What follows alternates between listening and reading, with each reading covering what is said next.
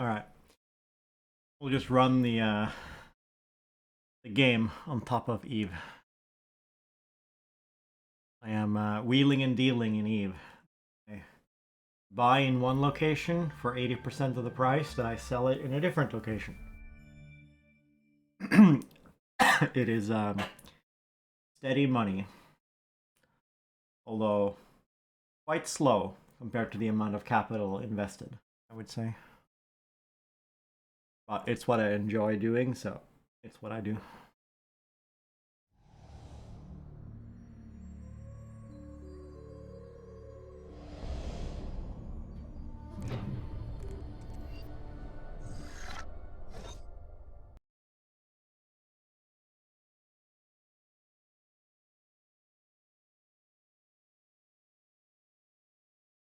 Alright, we were gonna read more lore entries.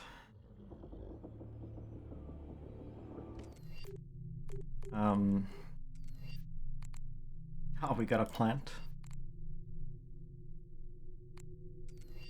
Wood sprite. Tokirina. Now you believe wood sprites can be used to deliver signs from Awa. Small floating seed pod that now you believe can be used to deliver signs from Awa. I believe we got this one for free. It's not something we scanned. Ipani home tree. Common name home tree. Navi name Kelutral.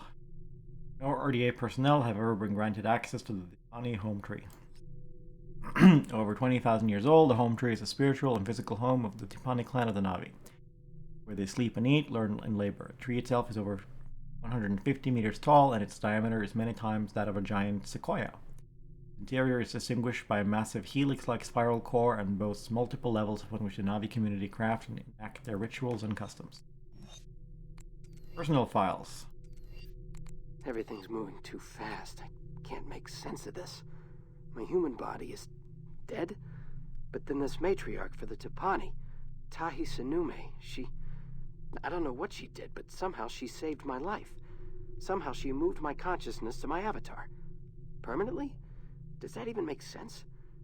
When I took this job, I figured I'd never go back to Earth. I just never expected this. Talk about new beginnings.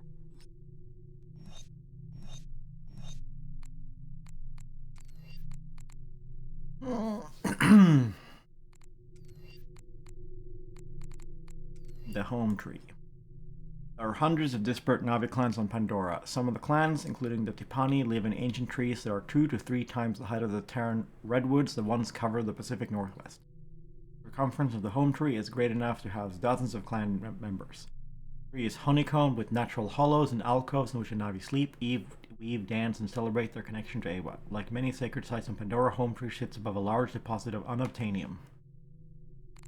Yeah, my fan theory, perhaps, for the movies is that the unobtainium is like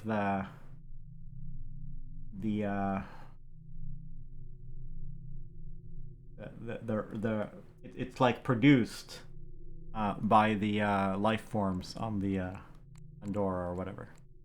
Well, it's one way or the other. Like either the unobtainium is like the precursor to the Gaia hive mind or whatever, or it's like produced as a byproduct. So, yeah. Places that are sort of important signal nodes or whatever are where all the unobtainium is. A vehicle. Yeah, the auto turret. The MBS-22A's primary function is an automated perimeter defense sentry gun. The weapon can defend against both air and land attacks at a range of up to 500 meters. We'll read the personnel. Dr. Anson Langley. Raised in one of the largest and most crowded cities on Earth, London, England, Langley was happy to be accepted to the famous Lunar University of Cassini at the sparsely populated southern pole of Earth's moon. Here he excelled in the study of plant growth in lower gravity environments, making him an ideal candidate to study the plant life on the Pandoran moon. Now in the 6th year of his mission, Dr. Langley had proven to be a valuable asset in Navi/human interaction, learning the rare honor of joining the Navi on their hunting parties. Sigourney Weaver. Grace Augustine came to Pandora nearly 3 decades ago to study the great diversity of life on Pandora. She was instrumental in the formation of the Avatar program and raised one of the most experienced senior anthropologists. Dr. Jerome J.G. Epstein. Jerome J.J. Epstein was raised, as all Antarcticans are, with a deep appreciation of environmental preservation. His ecological calling came in the form of an intense lifelong study of the flora and fauna of the distant moon Pandora. Since arriving as a xenobotanist on the Avatar program 5 years ago, Dr. Epstein has made great progress as one of the few avatars to find acceptance with the local Navi clan, the Tipani. Dr. Rene Harper. Born in the vast man-made atolls of Bermuda, young Rene Harper was fast-tracked to the very best RDA-funded universities. His seemingly uncanny ability with foreign languages and dialects soon had him on the radar as a top candidate for the xenolinguist posting on the distant moon of Pandora. Now, nearly 10 years into his mission, Dr. Harper has achieved great success in educating the Navi Tipani clan in the basic understanding of Earth languages. Rene Harper, the Raider.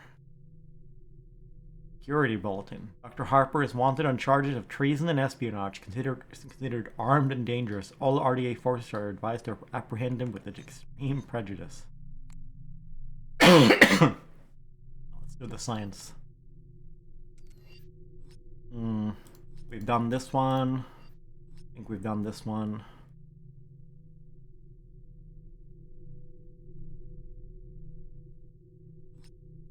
Did we? Basketball is a common sport. The hoop is set at a height of 4.87 meters. Originally intended to help acclimate new Avatar controllers to Pandoran conditions, the Avatar compound provides an intermediate state between the Earth-like environments within most of the Hell's Gates complex and the highly dangerous Pandoran jungle. The compound includes palisade construction of Pandoran native timber erected inside the Hell's Gate electrified razor wire safety fence. Partly for visual purposes to remind Avatar operators that their duties will entail work in defensive positions in a jungle setting, and partly for safety. Avatar recreational activities sometimes include team sport, and there is a real danger as Avatars might otherwise come into contact with the safety fence.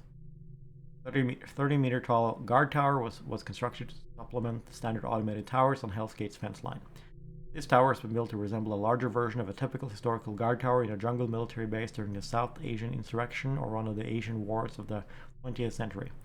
Can be occupied by avatars or humans and provides spectacular views of the surrounding landscape. It also contains a fully functioning robo-sentry unit with multiple MBS 22A automated sentry guns. One of the more prominent buildings in the compound is the Longhouse, a large structure modeled after the dwellings built in historic times by the Dayak people of Borneo. The open-plan building contains cots in which avatars can be parked for rest when not in use, a recreation area with game equipment, seating, and a fully equipped gym. Meeting area, a kitchen, and commissary where instruction in the capture and preparation of food species in the Pandoran wild is given. Sanitary facilities, scientific equipment, and an airlock and tunnel leading to the main Hell's Gate laboratories. Nearly all furniture and equipment in the Longhouse is scaled to suit the Avatar's average 3-meter height. In addition, equipment such as video screens are specially modified to match the spectral response of Avatar eyes. We've read this one.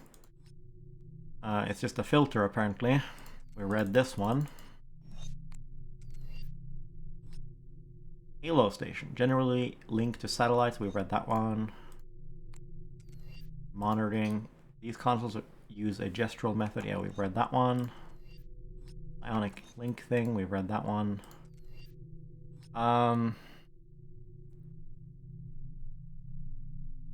We've read this one. Superluminal communication. I don't think we read that one. Yeah, okay. I'm sure we've done that one. But we haven't done superluminal communication. Now this is straight up sci-fi. No, this is probably not possible in real life.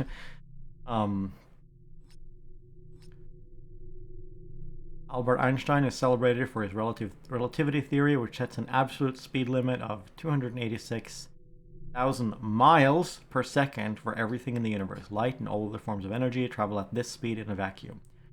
Physical objects can only approach this speed. They gain mass as they accelerate, and thus the closer they get to the speed of light, the more energy it takes to increase their velocity. Until recently, it was believed that information also cannot be transmitted faster than the speed of light, because it must be either in some material form, i.e. a data cube, or modulated in some kind of energy, i.e. a series of short and longer laser pulses. To prove otherwise would go against Einstein's hallowed theory. When physicists began to study individual subatomic particles, protons, neutrons, electrons, photons, muons, neutrinos, etc., back in the early 20th century, they found that these minuscule entities did not act according to the laws of classical Newtonian physics. A new branch of physics, quantum mechanics, was developed to explain the bizarre behavior of subatomic particles. One of the emergent theories postulated that if two entangled particles are created, a measurement made on one of them will affect the measurement made on the other instantaneously. This is a common misconception that you can use entanglement to send a message, but you can't. Regardless of the distance separating them. It was not possible to send information by this method, however, because there was no way to control the state that the first particle would have when it was measured. As a result of this random element, there was no way to encode any information in the state of the second particle when it was measured, even though it will always be opposite to that of the first one. This phenomenon was tested by multiple experiments and almost always gave confirmatory results. The few failures were attributed to experimental error or statistical variation. Physicist Albert McKinney, a researcher at the Broadlawn Institute, refused to believe that the measuring apparatus he designed and built was capable of error. Instead, he searched for another explanation for the anomalous readings. There is another quantum mechanical phenomenon known as tunneling. A particle can, on rare occasions, pass through a barrier, either physical or an energy level, which is theoretically impossible. McKinney discovered that the first particle state could be influenced by tunneling. If this were true, then it might be possible to send a message in binary by controlling the state of the second particle. The relativistic speed limit. Albert Einstein proved that nothing, matter, energy, or information could travel faster than the speed of light. Matter cannot reach this velocity. Light sometimes goes at a slightly slower speed, such as through transparent materials like glass. Other forms of electromagnetic energy, such as video signals, propagate more slowly through coaxial cables. This information requires either physical form or modulated energy. It too is subject to this limit. Repeated experiments have verified this in great detail and to many decimal places. It does not matter whether it is a large mass like a spaceship or a single subatomic particle like an electron. The wave-particle duality. The relativistic speed limit applies to single particles, but they do not behave in the same way as massive objects. Erwin Schrödinger and other scientists established that these tiny bits of matter sometimes act as though they were extended waves rather than a mass concentrated at a single point. In the 1920s, an experiment was set up in a vacuum chamber where electrons were aimed at a metal plate with two parallel slits. A phosphor screen was located on the other side. The screen would get glow where struck by electrons. If one slit was blocked, the electrons would pass through the open one and a glowing line would appear on the screen in front of the slit. If the first slit was uncovered and the second one blocked, the line would appear in the appropriate position. Behavior expected of discrete particles as electrons were believed to be. The researchers then opened both slits. Instead of two parallel lines on the phosphor screen, an interference pattern, alternating bands of light and dark, was observed. The phenomenon could only be produced by waves that interfered with one another as they passed through the slits. Most baffling to researchers was that the pattern persisted even when single electrons were emitted once every 10 seconds. How, scientists pondered, could a particle that passed through one slit seemingly know that other slits even existed? How could a discrete particle interfere with itself? It was as if the particle was behaving more like a ripple on a pond than a single pebble. Later experiments found that light, when then believed to be solely a wave, sometimes acted as though it was a particle, later named a photon. It appears that subatomic particles can be either particles or waves, depending on how they are measured. It's not so easy to measure a particle, as Werner Heisenberg discovered. A particle has both position and momentum, but the act of measuring its position slightly influences its momentum, introducing an irreducibly small amount of error. This uncertainty is so minuscule as to be irrelevant in the mundane world. It is, however, significant in dealing with individual atoms. Instantaneous action at a distance. Researchers were studying entangled particles, a pair of particles produced by means that require they conserve some property, which is momentum, made a key discovery. Even when separated by a large distance, something done to one particle will instantly cause the other particle to compensate by suddenly possessing the exact opposite amount of the same property in order to keep the total amount zero. For example, all protons possess a quantity called spin angular momentum, which is either positive 1/2 unit of spin angular momentum or negative 1/2 unit. No matter in which direction it's measured, the result must be either plus or minus 1/2 unit. To illustrate one of the original experiments, a pair of entangled photons is created. To conserve angular momentum, one must have positive spin and the other negative spin. Then they are separated to opposite ends of the lab, a distance of 100 feet. Now one of the particles is measured along an axis chosen at random and found to have minus 1/2 spin. Immediately, less than 0.3 nanoseconds as measured in the lab, in less time than light can travel the distance separating the two protons, about 100 nanoseconds in this case, the second one is measured along the same axis, found to have positive 1/2 spin. Repeated runs produce the same result. The second particle always has the opposite spin, no matter what axis is chosen for the measurement. There's no way information about the axis used to measure the first particle could reach the second one before it was measured. Later experiments conducted at the end of the 21st century extended the separation to opposite sides of Earth's orbit, the same results. Unfortunately, it is not possible to send information by this method, as there was no way to control which states the particles would take when it was measured. For all practical purposes, Einstein's speed limit remained in effect. Einstein, for on, was not a big fan of the theory of quantum entanglement and called it spooky action at a distance. One could watch the movie, but not change the script. Superposition of states. Schrödinger suggested that, unlike everyday objects, particles did not have discrete states for their characteristics until they are actually measured. Under Schrödinger's theory, an apple is neither green nor red until someone looked at it. He did not imply that the apple initially has no color, but rather that it has all the colors superimposed as wave functions of all possible states. These many individual wave functions, he theorized, collapse to the one for a particular color when the apple is viewed.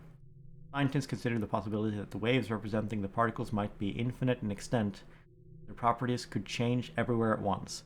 Thus, by turning an apple green on Earth through its observation, one might, under the theory of quantum entanglement, instantaneously cause the apple on Pandora to become anti-green when it too is observed. Now this is some woo stuff. Transmitting information superliminally. McKinney continued to study the anomalous behavior of his equipment, despite constant criticism from the other lab personnel who blamed the design of his equipment. McKinney was equally obstinate in defense of his creation. After several months of intricate experiment, he discovered that by imposing an intense oscillating magnetic field on the entangled particle, he could influence the state it would take when he measured it. This in turn instantly controlled the state of the other particle when it was measured, no matter how far away it was. However, the process was not perfect. The particle would adopt the desired state only once in 10,000 attempts. The other 9,999 were random, but McKinney was undeterred. He developed a highly redundant error-correcting encoding scheme and was able to achieve a data transmission rate of 3 bits per hour. All current superliminal communication devices are based on his invention. Alright, so it's in a very low amount of data, I guess. Instantly back to Earth. Did we read this one?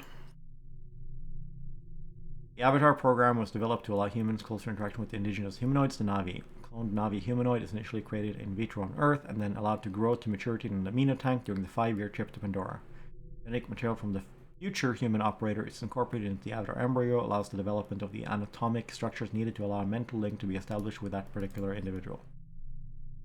The Avatar program was initially intended to create mine workers who did not need environmental protection system and could eat Pandoran foodstuffs. The cost of the mental link system remained too high for the numbers needed. Avatars are now used only to interact with the Na'vi, to study them and study the Pandoran ecosystem. We hope that the Avatar could act as unofficial ambassadors, but Na'vi have for the most part viewed these hybrid creatures with a mix of contempt and mistrust. It's too expensive, huh? The cloned Avatar has the body structure and physiology of a Pandoran native. However, adding the human genes necessary to create the mental linking ability to the Avatar's genetic makeup alter the anatomy to the extent of producing 5 digits, different from the normal 4 on Na'vi, on the hands and feet, and reducing the size of the eyeballs. The reason for this is not yet known. This feels a little strange to me. Obviously the life on like a different planet would not use like the same DNA encoding that's used on Earth. I suppose you could generously assume that, they're sort of reading off the genes and using a computer to generalize it, and I guess they're translating the genes of one to the other. Although it still wouldn't really work because the genes are instructions that in a given environment, for example a womb, right, will sort of produce a specific outcome, right? So genes depend on their local environment, the stuff they're surrounded by, to cause something to happen. So you can't just load human genes into like a random, alien cell machinery and expect it to result in anything other than a crash, you could say. But I suppose you could. I don't know. You could have a computer if you understand how human genetics work and how human organisms work. I guess you could sort of take your DNA, load it into a computer, and have the computer simulate what kind of organism it would be, right? And if you have that same understanding for the Pandoran life form you're interested in, then I guess you could sort of have the computer do the translation and then finally translate it into the Pandoran genetic structure to produce the creature you're envisioning in your computer. But yeah, that's it feels like they're implying they just shove the genes into these Navi clones and then it just kind of works. But it produces some unknown effects here. But I feel like the way you would do this in real life would involve designing a simulation of the Pandoran organism on a computer, and then choosing the traits you want on a computer. And then only when you're happy with the simulated outcome do you try to grow the actual organism. The current Avatar program at Hell's Gate is headed by Senior Science Officer Monroe. He maintains all science standards at Hell's Gate, ensuring RDA objectives are achieved. The Avatar program was initiated to improve communication with the Navi, the intelligent humanoid inhabitants of Pandora. Human volunteers are paired with avatars, which are artificially created human-Navi hybrids controlled by persona projection technology. While the human controller remains in a sleep-like state in a psionic link unit, his or her personality inhabits and completely controls a custom-made Navi body. Link is total. The human believes he is actually inhabiting the Navi body with all senses, reflex, and bodily functions fully operational. The avatar body, having been grown in an amino tank with the help of growth accelerant, has no personality of its own, is inert, except for basic autonomous functions when not under human control. Each avatar is specially made using genetic information from its human controller, and despite obvious differences in size and physiology, is equivalent to its controller's twin. Genetic matching is necessary to allow morphic projection to operate on the alien body. Attempting to use unmatched bodies have invariably failed. Originally part of RDA's Navi outreach program, instigated at the behest of Earth government authorities, the Avatar program has moved from being a poorly defined xenological experiment controlled by Earth-based bureaucrats, ivory tower academics, and populist politicians to become a tightly managed engineering project, incorporating the most advanced technology from RDA's labs. The existence of the Navi was the most surprising discovery of explorations on Pandora. Under strong pressure from the UN, scientists, and the general public, the RDA agreed to set up a program to enhance communication between humans and the Navi. At first, this consisted solely of an indigenous terrain program to study Navi culture and language in an attempt to establish communication between man and Navi. But practical difficulties soon showed a need for more profound means of communication between the human and Navi species.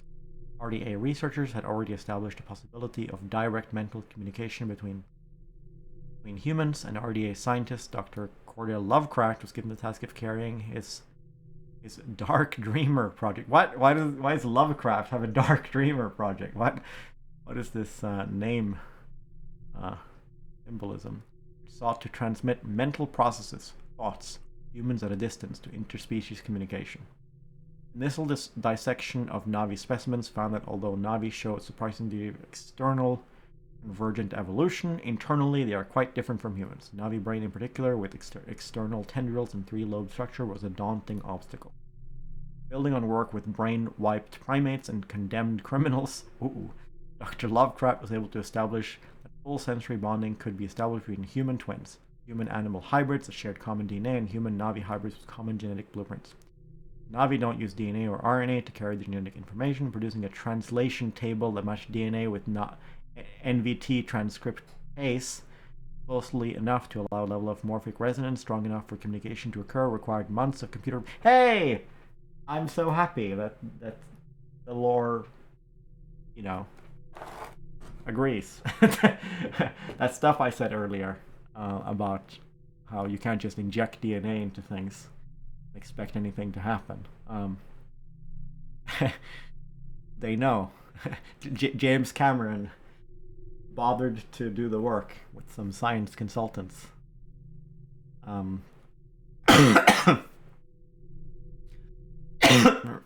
Require months of computer time and multiple failed experiments, some of which caused irreparable trauma to volunteer subjects. But eventually, the Avatar program succeeded in producing the first viable hybrids between completely unrelated species. Considerable achievement since, as Victor Lovecraft remarked, humans are far more closely related genetically to garden slugs than to Na'vi. With the help of psionic amplification and thanks to customized reception nodes grown into Avatar brains from their earliest blastomere stages of development, human controllers can now operate their avatars at distances of tens of kilometers. Owing to poor measurable outcomes in the field, the indigenous terrain program and the Avatar program were eventually merged, with only limited informal research that is still conducted into Na'vi culture by human Avatar operators. Currently, Avatars are mainly used for reconnaissance, liaison, and exploration. If native Na'vi are recruited into the mining workforce, it is anticipated that more Avatars will be needed for supervision and policing. Yeah, they're gonna get them to work in the mines. You know, I read some proposal to use like those language models to try to communicate between humans and like dolphins and stuff. And my first humorous thought was, yeah, we can tell the dolphins what we want them to pick up from the seabed. You know, those like minerals, those rocks on the seabed that have like minerals in them. We can get dolphins to mine the seabed in exchange for fish payment at the surface.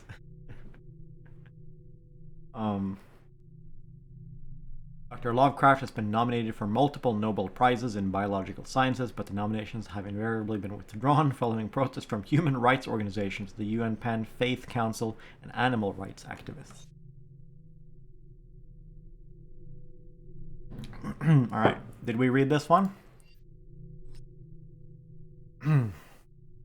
Apparently it's used for matter-antimatter generators, which make no sense because this is at best a power storage solution. It's not a power source.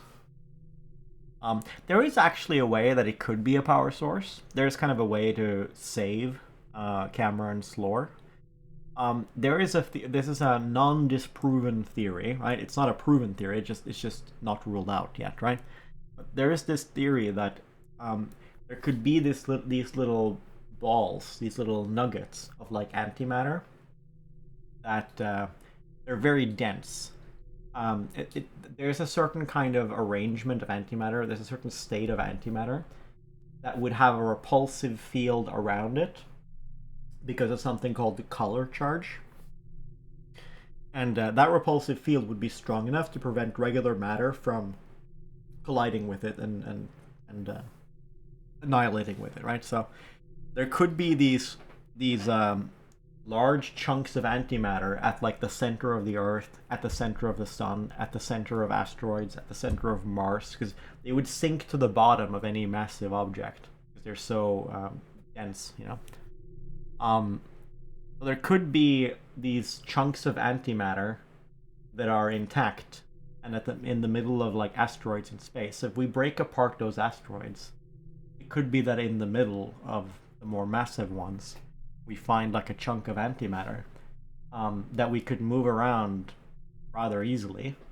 And if we want to annihilate the antimatter inside, we shoot like a particle beam at a high enough velocity into it, and then we can overcome that repulsive wall that's that barrier around it. I forgot what these are called, but it's a very cool sci-fi sort of it's a cool hypothetical theory to run with for your sci-fi world, you know, because it's not ruled out by current science.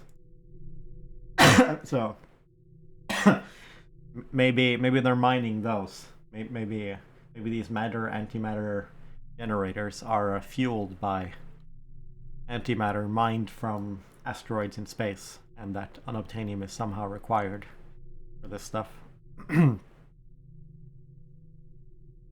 Capable of both repelling magnetic fields and trapping them within itself. Appearance metallic, silver gray cubic crystal. Location a naturally occurring mineral found only on Pandora. Note refined product is current market value of 20 billion per kilo. Yeah, we haven't read this one actually. Superconductivity is the property of certain materials to conduct electricity with absolutely no resistance and thus no loss of electrical energy dissipated as heat in the wire. It's a manifestation of quantum physics other than just a normal reduction of electrical resistance with temperature. Superconducting materials also have unique magnetic properties. Modern civilization is dependent on superconductive technology for the major areas of power generation, transportation, and interstellar travel. In addition, many specialized applications such as superluminal communication and computer hyperchip manufacturing would be impossible without it. When the world's first high-temperature superconductor was created in the late 21st century, it proved to be useless because of inherent instabilities. Further efforts proved futile, and researchers finally termed the goal unobtainium. The spelling was later changed unobtainium to conform to chemical element naming, although unobtainium is a compound, not an element. There matter stood the first starship. What? There matter stood the first starship reached. This is a badly formed. I think it means to say there matter stood until the first starship reached Alpha Centauri A and discovered deposits of a high-temperature superconducting mineral, unobtainium, have been obtained at last. Oh, we have read this. We have read this one. It's very resistant to magnets.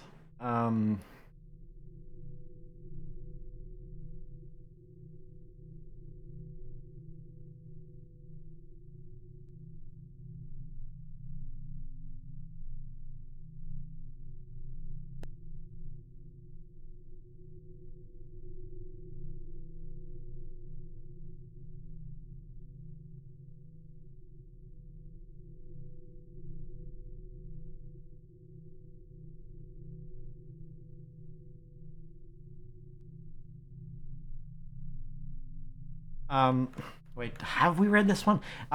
There's text in here that we've read before, but I don't know if we've actually read this one.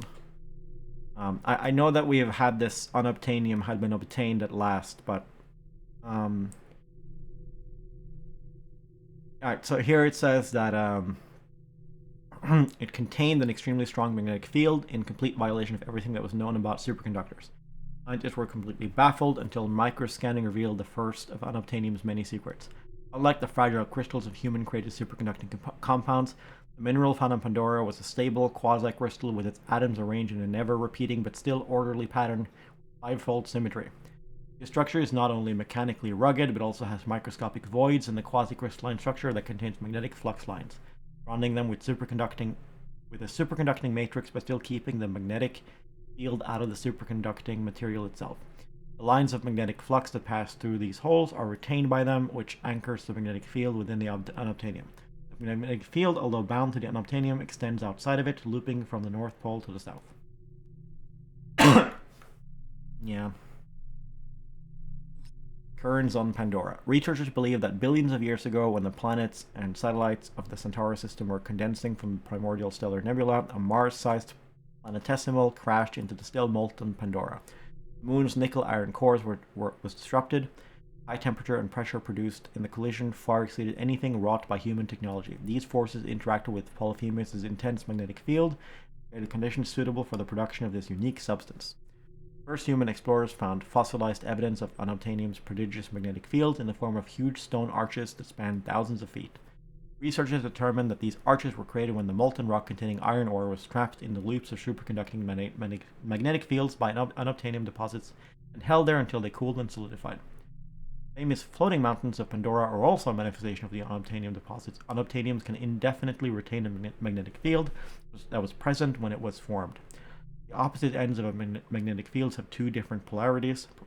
Portions of fields with like polarities repel each other, and unlike ones attract. A floating mountain is formed with a large mass of rock containing unobtainium, with The trapped magnetic field is broken loose by a meteorite impact, a seismic event, or other natural catastrophe, and then turned over or moved into a region enveloped by magnetic field with the opposite polarity. There are other specific conditions that must occur as well. The superconducting mineral deposit must be in the upper portion of the floating mountain with a large amount of non-magnetic rock underneath to act as ballast, much like the keel of a boat. I feel like we've read this. Otherwise, the mountain would simply flip over and come crashing down, pulled by the magnet.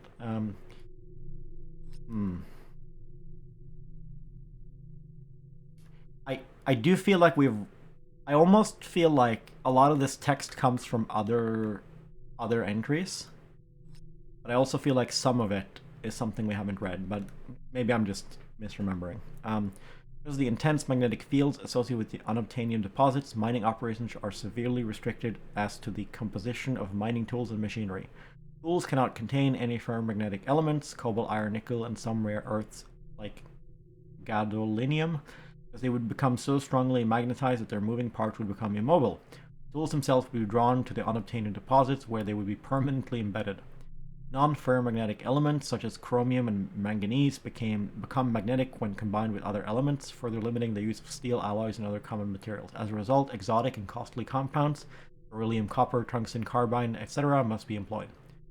The troubles do not end there. Whenever a conducting substance is moved in a magnetic field, an electric current is generated. This current can raise the temperature to damaging levels, interfering with the operation of electrical circuits, and interact with the magnetic field to produce mechanical forces. For example, a miner swinging a pick with a beryllium copper, a non-magnetic but electrically conducting metal alloy, and would feel as though he was moving the pick through molasses. The faster the pick moved, the more resistance it would encounter. Even if the pick could be swung quickly, induced eddy currents would heat it until it was too hot to hold. All of this is academic, of course. Humans cannot go anywhere near an unobtainium deposit. The magnetic fields nearby are so intense that even the slightest movement of a human body induces electrical currents that completely disrupt the functioning of the brain, nerves, and muscles. Even 1,000 feet away from the edge of an unobtainium deposit, people feel strange tactile sensations and distortions in their vision and hearing if they run or try to throw things. They may also have disturbing thoughts or compulsions. We also experience irregular heartbeats, limb paralysis, muscle tremors, or vertigo and nausea. As a result, mining operations are conducted by remote control using optical signals carried by armored fiber optic cables. Mining machinery utilizes ceramic cutters and fiber-reinforced plastic structural components. When metal parts must be used, they are made of thin lamination separated by insulating layers to reduce deleterious effects of manageable levels. Power comes from turbines driven by hot gases produced from chemical reactions similar to a solid fuel rocket motor. Unobtainium ore is pulled from the excavation. The process is hampered by the attraction between its entrained magnetic fields and that of the remaining ore body. The excavated ore must be heated to its melting point, which then releases the trapped magnetic field. The energy stored in this field is captured as the field collapses and fed back into the electric furnace that heats the removed ore, reducing the amount of external power required. I really feel like we hadn't read that last bit, so we probably haven't read any of this. But I do feel like a lot of this stuff was written in other entries also. Alright, so we've done them all, right? RDAs, we're all RDA'd out. Alright, I think we'll stop here. And, yeah, we'll read more Navi lore next time.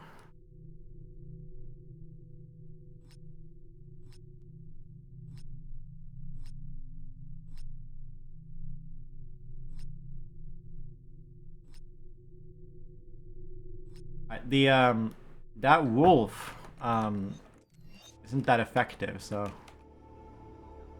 let's try this, worm attack thing.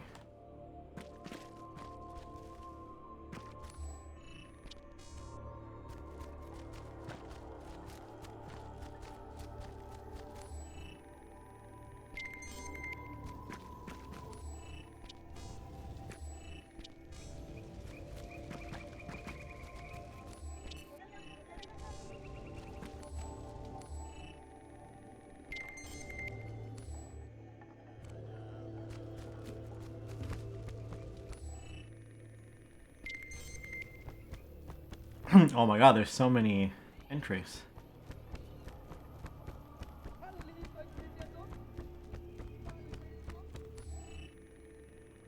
What, you too?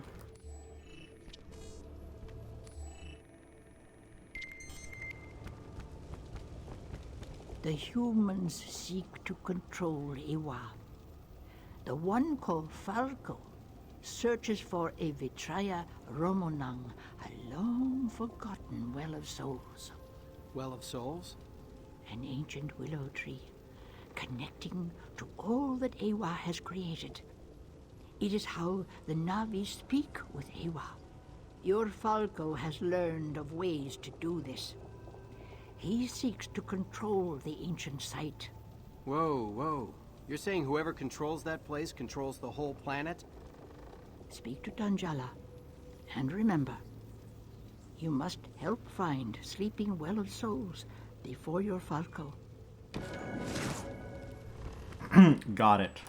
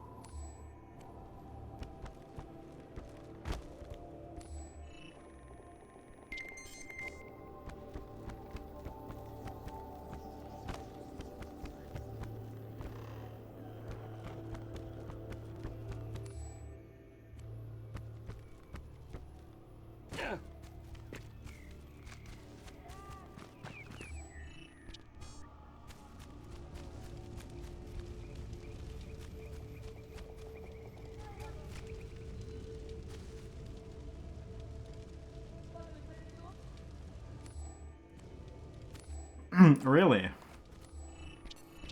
Oh yeah, it's the lore where you hit F.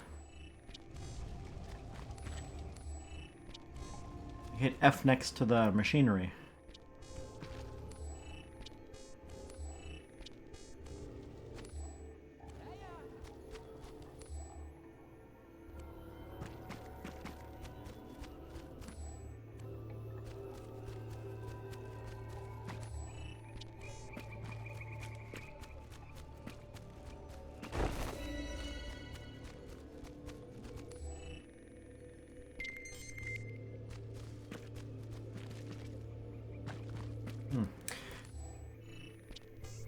There's all these named characters.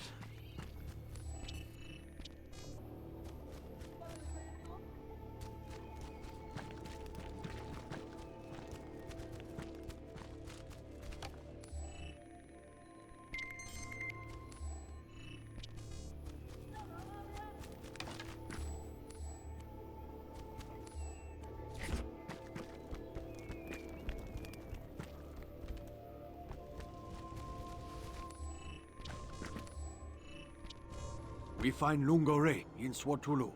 Only he can help. Humans must not find Sleeping Well of Souls. Got it. Falco gets there first, we're finished. Renee Harper warned of Falco. We will ride out Anikran. We go when you are ready.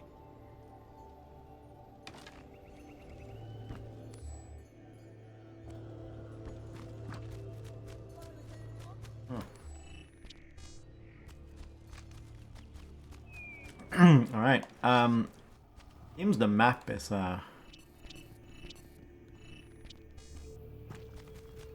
map is more of a guideline than anything else.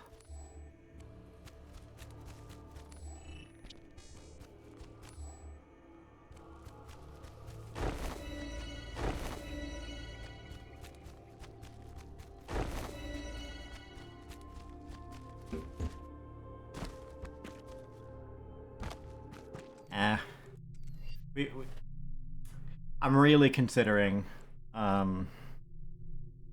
just forbidding myself from using the bow and sniping people.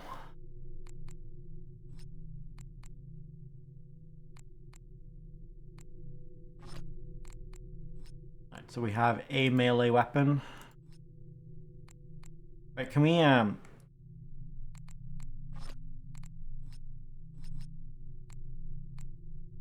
Wait, what? We have crossbow, crossbow, crossbow.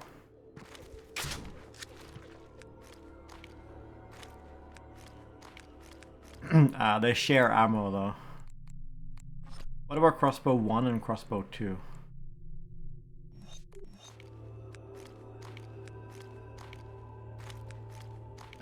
They all share ammo.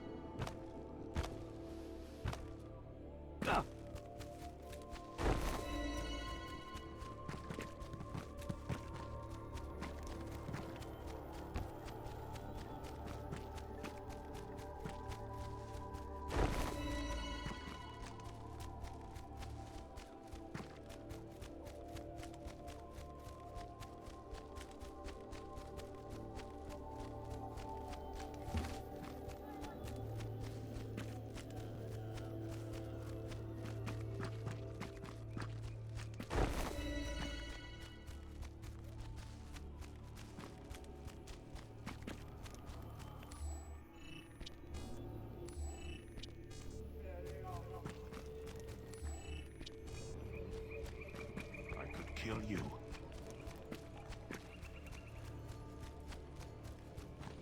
Alright, I believe that's it.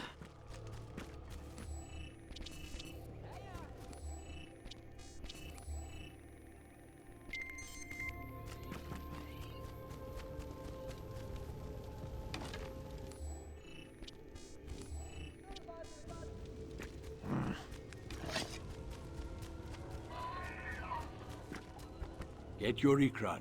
We ride together to Swatulu. Ikran? Banshee in your tongue. Ah, you have much to learn.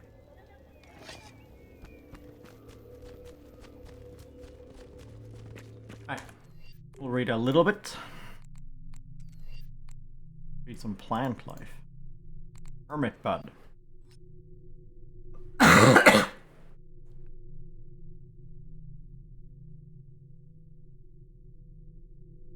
So the X was pronounced kind of K. Akivel, or Akivel, Akivel, or something. I don't know. Sharp plant. Shineroida, this color, named for resemblance to our artichoke thistle on Earth, Sinara. I don't know anything about flowers. And multicolored flowers, same genus as thistlebud and lineberry. Large herb with gigantic blue-petaled flower, cluster with spiny cactus-like center. Flexible, viney stems at base of plant surround gigantic bud. Hermit bud is weedy on Pandora. Viney, fast growing stems are natural defense mechanisms as they grow quickly around anything that comes close. Seeds used for food, petals used for fragrance and paint. Similar to the thistlebud and lineberry, the hermit bud grows a cluster of many flowers, inflorescent, similar to the sunflower family on Earth. Samples of the hermit bud were taken to Earth with the thistlebud and lineberry to determine their genetic origin and possible source of introduction. This plant has evolved a spiny cactus-like center, presumably as a defense against herbivores that would harvest the seeds. These are large and edible and a good source of protein and oil, and can be ground up to make flour. Surrounding the short main stem of the hermit bud are flexible stems that help support large inflorescence. These flexible stems are highly evolved and have a strong growth response to gravity called gravitropism, and to touch called thigmotropism. As the bud enlarges and gets heavier, the stems expand outward like giant legs to support the increasing weight. When an object or person stands close to a stem, it will also grow towards the object and coil around it like a tendril. Now be careful to move quickly when harvesting seeds to avoid being caught in a web of stems.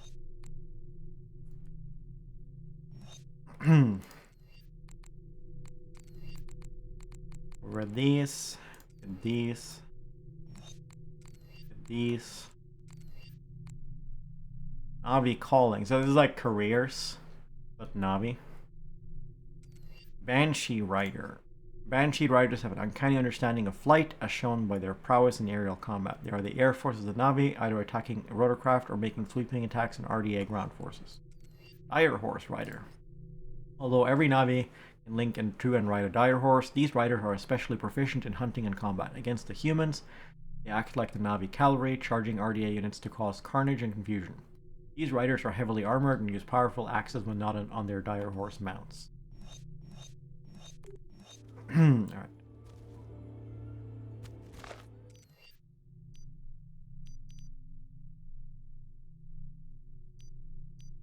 Oh, we're here.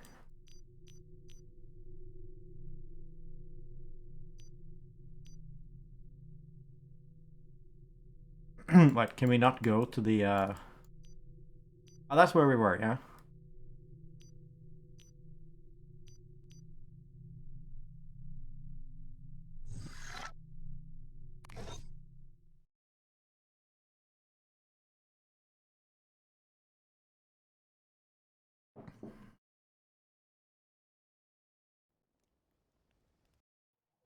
The Swat Tulu is dark. You hear that? Sky people once do only digging. Now Sky people attack villages.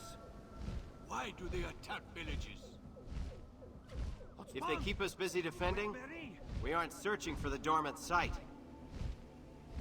You must find Shaman. He will show you the way. Meet village leader. He will lead you to Shaman. I go ahead towards Sky people. Kievami. During that animatic, we were able to fly diagonally down. Why can't we do that ourselves?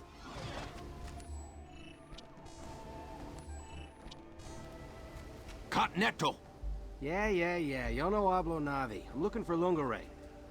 Lungore go. 3 camps. You follow. Understand? Lungore. He tries stop Navi death.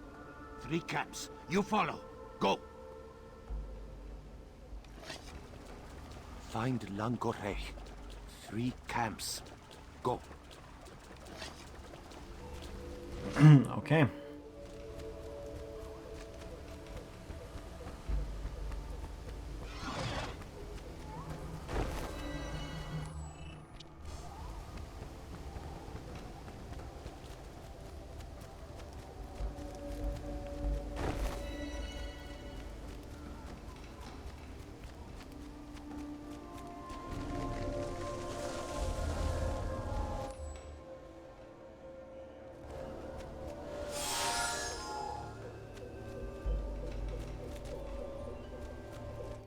Alright.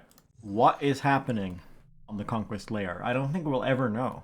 I don't think we'll ever figure out how this really works. But, we somehow have more money. And,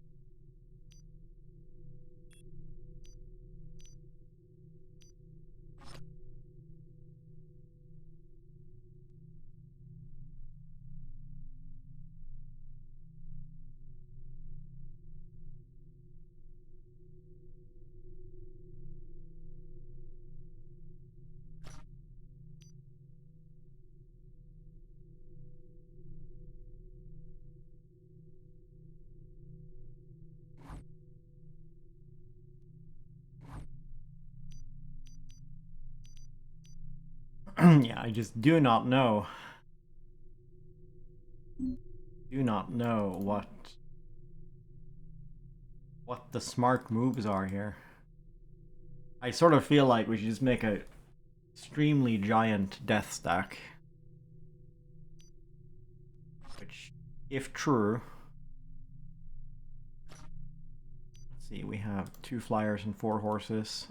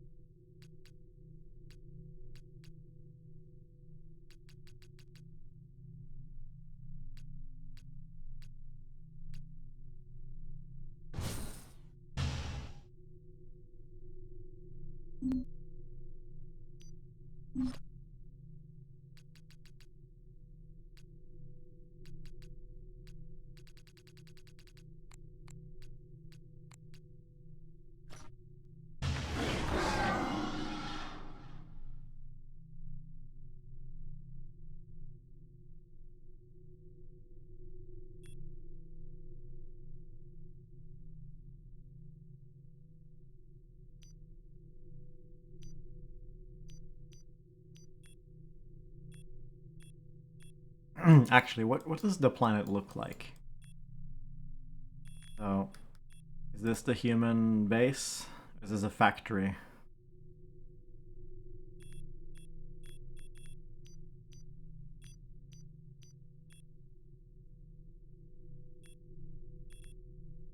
Nah. Well, no, that's a factory. I guess this may be a factory too, or it might be the. This might just be the human base.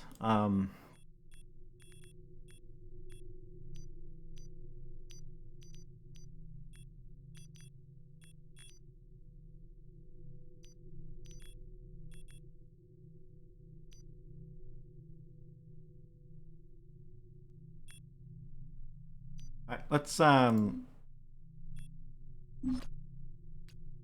attack with everything, and let's just see how this works.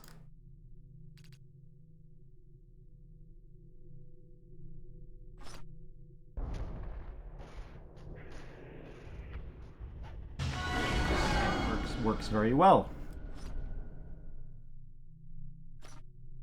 So, absolutely Giga death stack seems to be the way to go.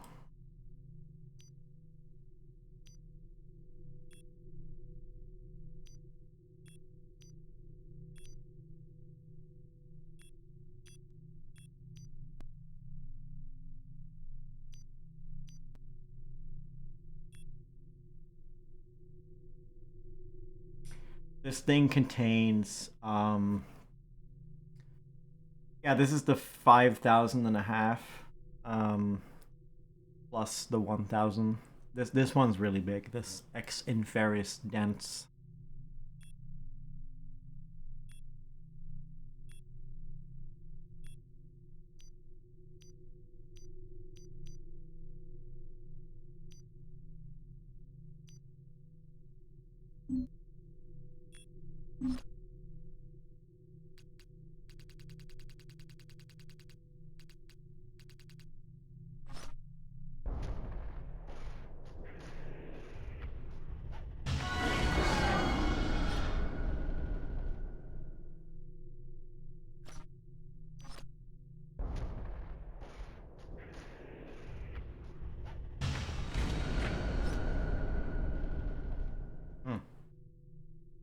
And that wiped out our defenses on it.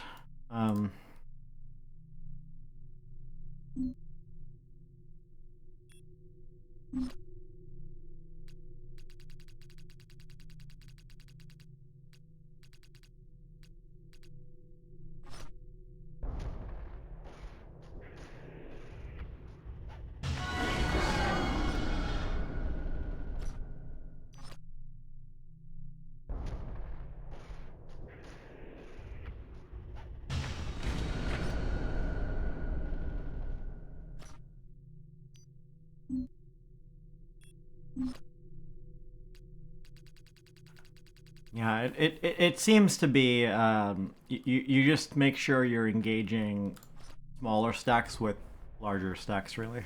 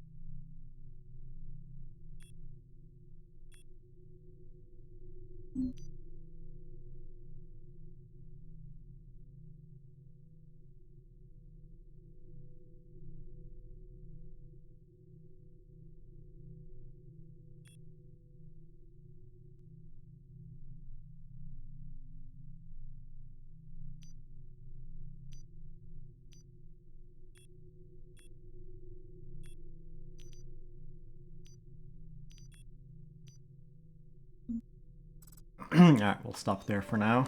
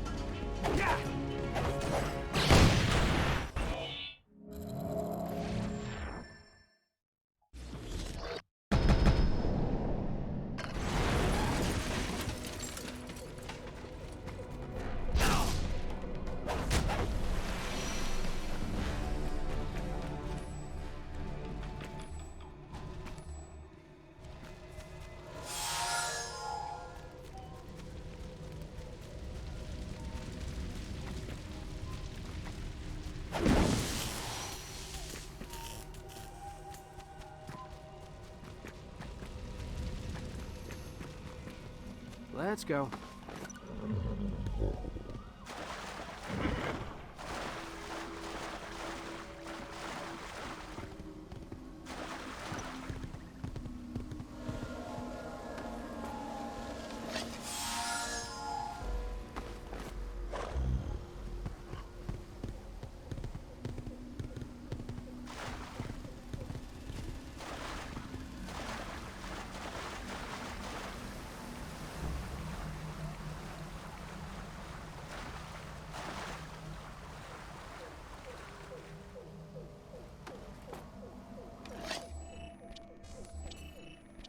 Stay calm.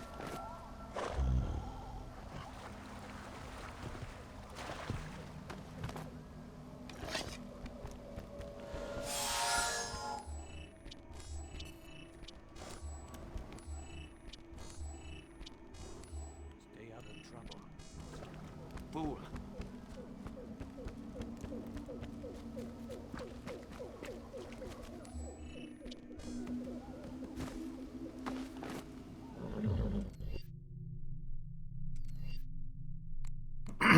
Right, what did we get? New club.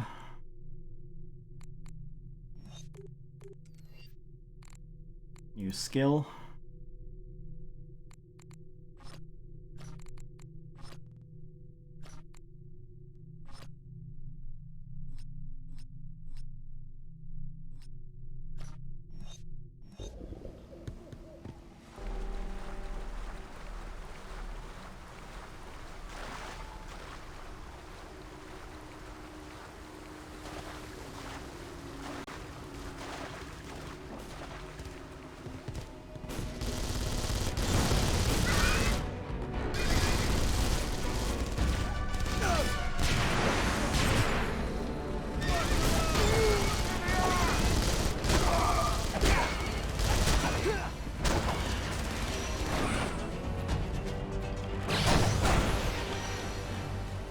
Let's go.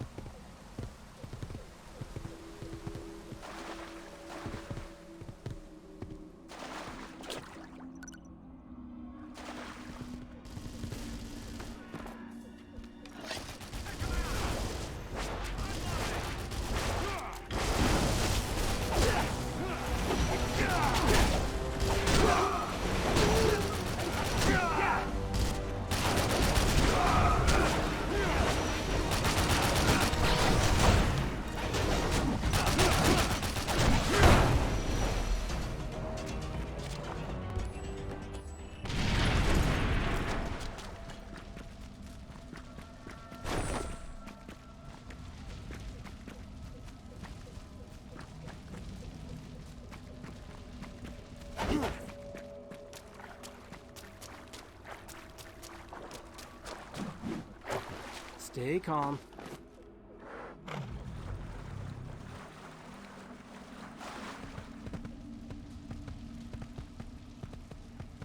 Look, they're out there! Are you nuts? I ain't moving! We're taking casualties! I'm out! Reloading! Like you!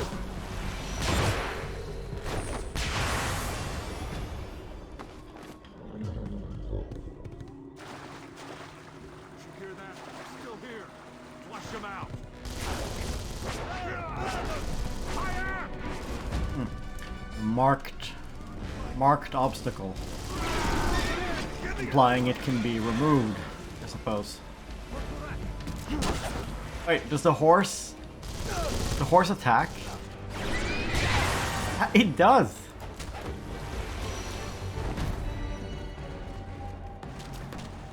The horse helps you in battle. Let's go.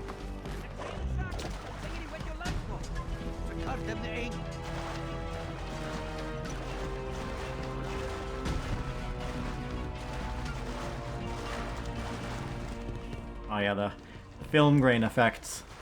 That is such a such a 2010 era thing. I'm not super fan of the film grind, but I don't dislike it either.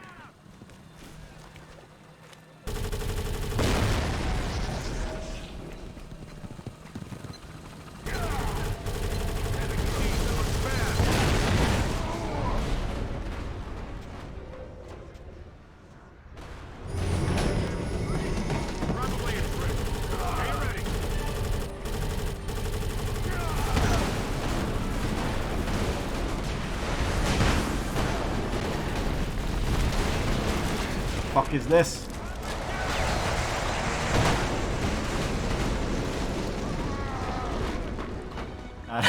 That vehicle.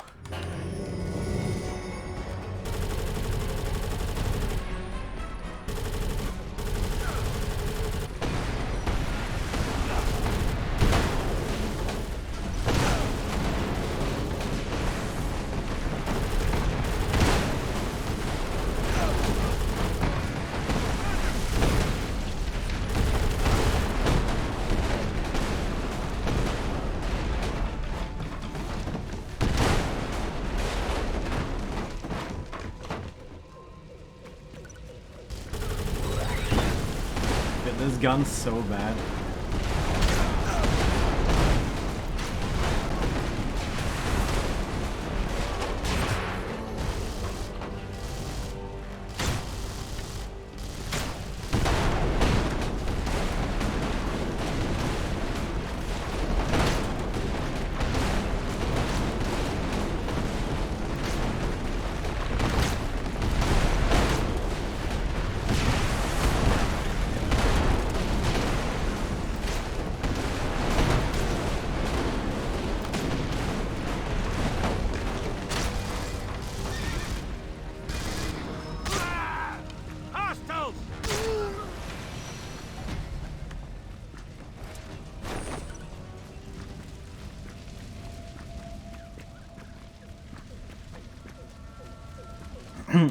I knew there was one in here.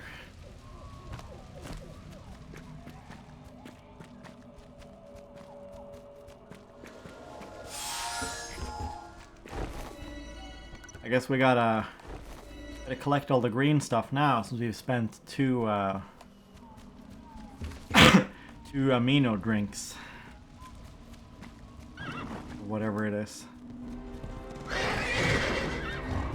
Easy there.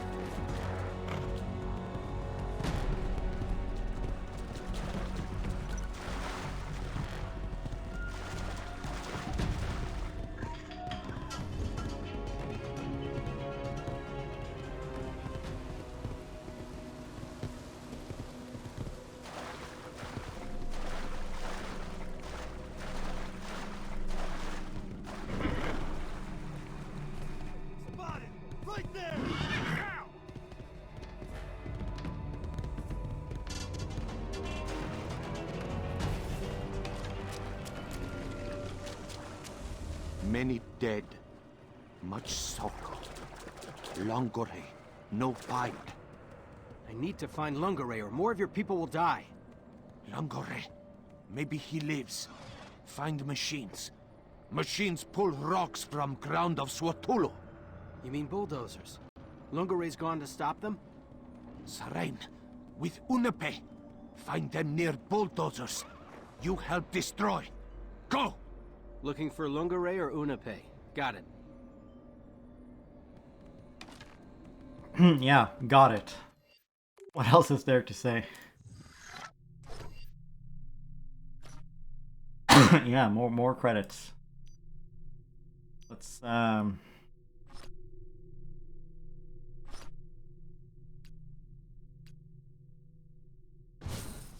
keep buying.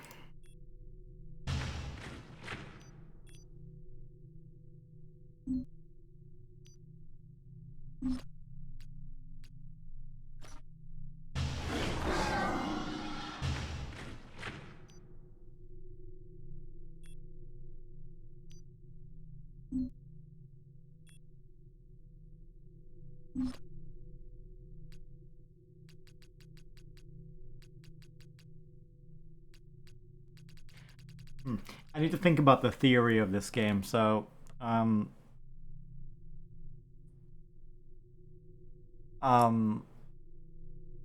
every time you take a territory, you must station 500 troops there. And then, when the enemy comes and attacks, they come with like 10 times your number, and they eat those troops very cheaply. But if you wanted to, you could buy the defenses in the territory, which would cut the enemy strength in half. But if you buy the defenses and the enemy wins anyway, then you permanently spent the 1,500 resources to build all the defenses. So I'm trying to think like, so you would buy defenses if you had enough stuff stationed there that it would make you win. So it makes no sense to buy defenses if you conquer all this territory and you just leave the minimum garrison there. Then you shouldn't buy defenses. You should only buy defenses if you put enough forces there to effectively let you fight.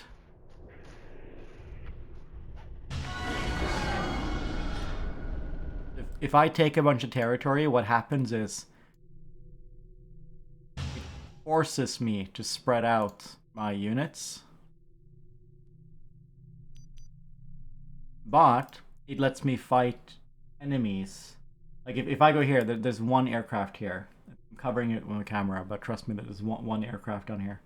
So here, there's more than 1,000 enemy forces. And I can devour that, and I will abandon only 200 worth of my forces in the garrison. So I'm actually going to move over here, because it will let me devour an aircraft. And I will come out ahead. That's the thinking.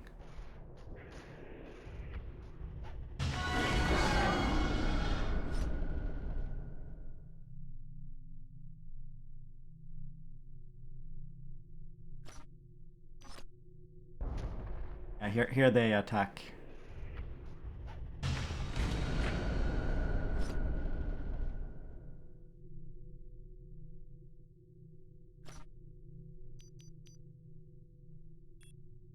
Here there's 4 aircraft, as well as 500. So here there's 4,500 strength, or money worth of strength. Here there's 3 aircraft and 500, and so it's pretty similar.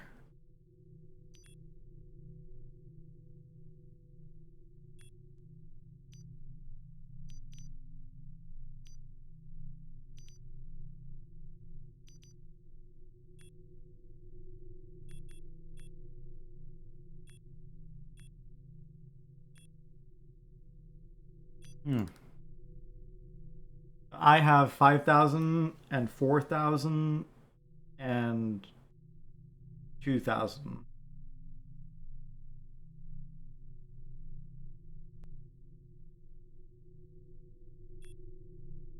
I suppose we can eat this. Let's chomp this. So the theory is that this should just work.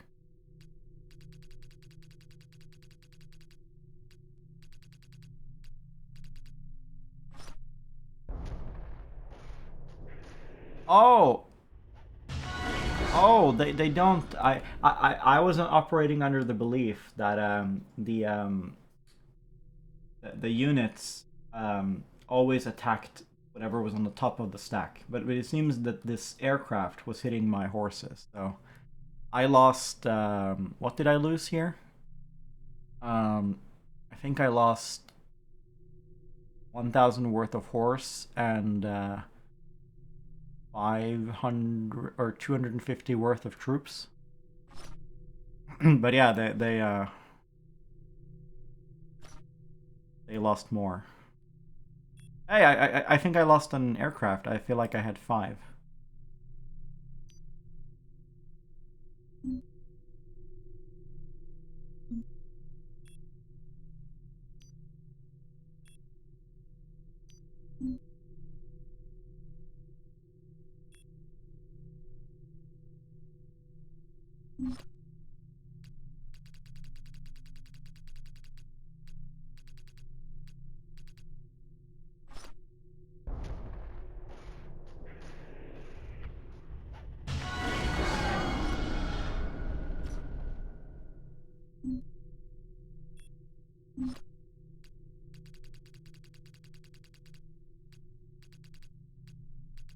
But yeah, moving around and just trying to eat everything is the way to go.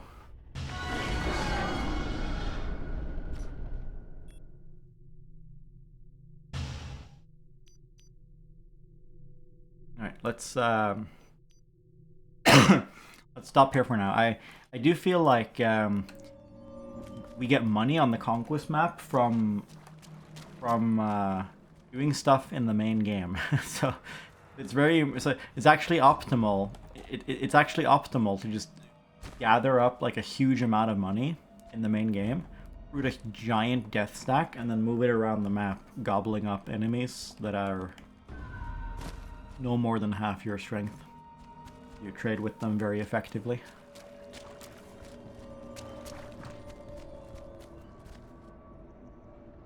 We're gonna...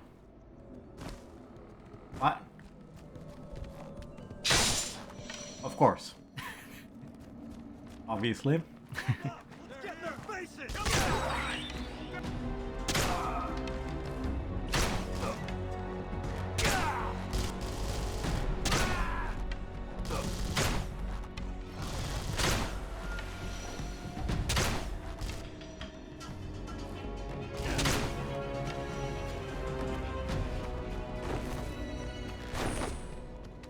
What? Alright, I'm not sure what I'm doing here.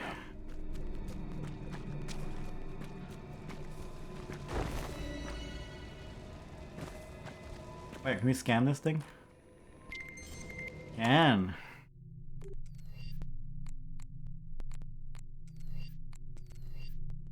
So Falco's after this dormant well of souls. Dormant? I guess that means it's dead. Falco figures he can bring it back to life. And if he does that, he'll destroy the Na'vi. I'm not sure how I fit into all this, but Tangela and the Tahi seem to think I'm important. That's a good thing, because they'll keep Beidamo off my back. He won't give me a break. I better prove my worth. Fast. Hey. Swatulu. Swatulu, or Sacred River. The RDA has earmarked this ore-rich territory for major open-pit mining operations. Swatulu is the sacred river of the local Tipani clan, where the Na'vi often retreat to seek spiritual guidance. For millennia, the river has been home to tribal shamans who choose to live in solitude, devoting their lives to communing with Ewa and understanding her deep connection to all living things. Hidden deep within the valley, an entire glade of willow trees is said to flourish, due possibly to a large rift of unobtainium carved beneath the river bedrock. The Tipani clan holds the willow glade in Swatulu as a revered site.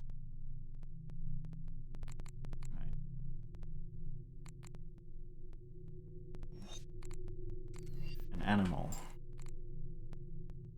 Here's another animal.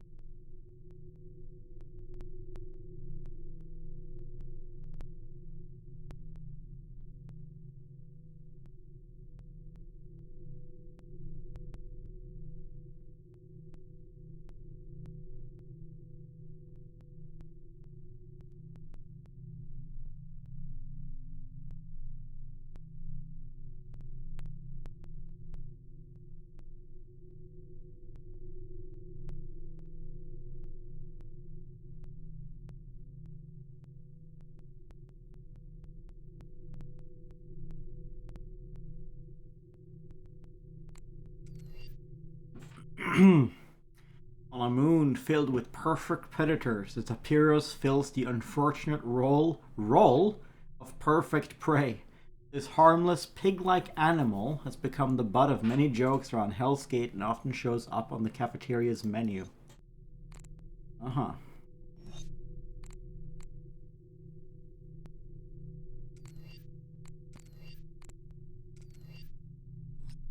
Robodozer. Automated terraforming, road construction. Officially the Autodozer G-Class Series 2.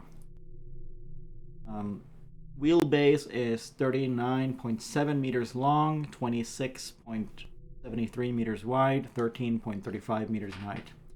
Navi considered a robotic dozer to be one of great evils brought by human colonists and both fear and despise it. A robotic dozer is the RDA's automatic digger. You can't say.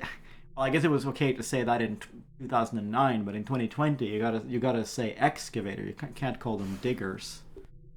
Sounds too close to a different word.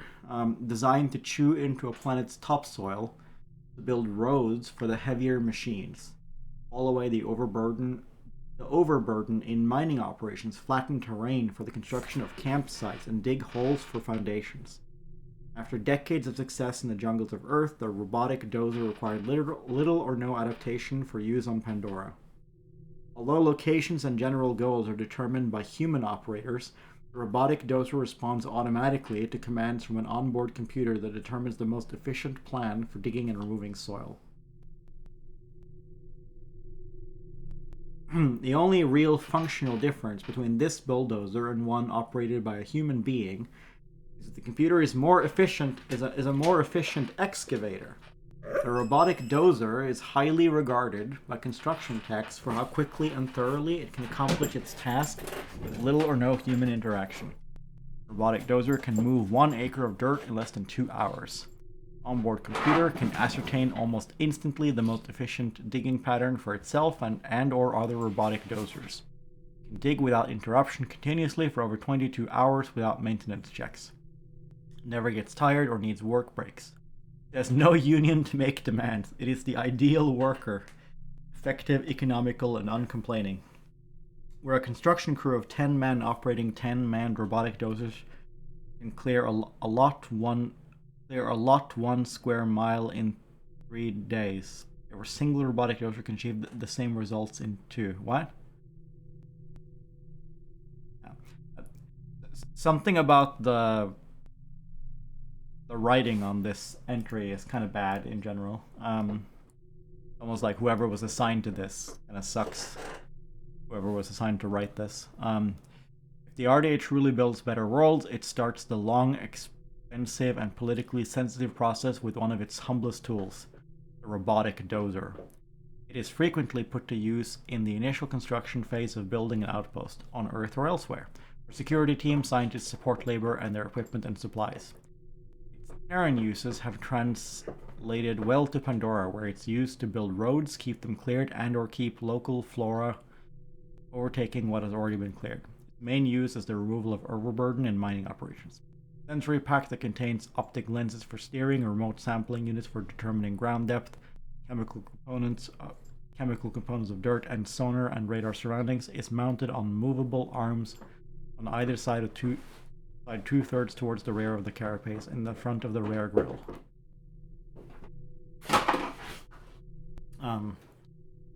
The onboard computer is programmed with a customized plan for the removal and dispersal of dirt. Sensors study the geophysics of the dirt to be moved, and within seconds the computer comes up with the most efficient procedure to achieve the goal. The computer then assigns a digging pattern to itself, or if other dozers are involved, to their computers, for a perfectly synchronized operation. The robodozer has a front-mounted huge single-scoop shovel, and in the rear a backhoe, both operated hydraulically. The machine travels on standard-issue tractor threads made of permalloy for a long operational life. There are several emergency features, including various procedures related to a broken shovel, protocols regarding the discovery of archaeological and paleontological finds, or the unexpected presence of an aboriginal. In such instances, the doser's power shuts off automatically. The built-in safety features in the onboard computer and in the sensor packs will cause almost instantaneous shutdown if something is amiss. The dozer will not restart until the situation has been restored to normal and the field ahead is clear, or a remote operator uses a password to override the shutdown. Ensure a rapid and continuous use. Those safety features can be turned low that it takes a major disruption to trigger a shutdown.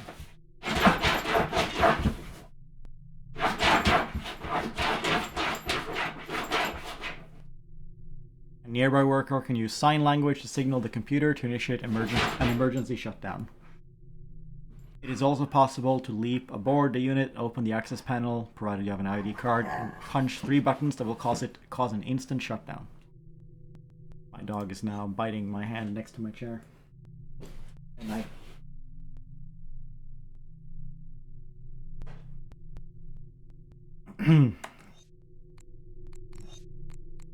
Alright. Another 3 lore entries.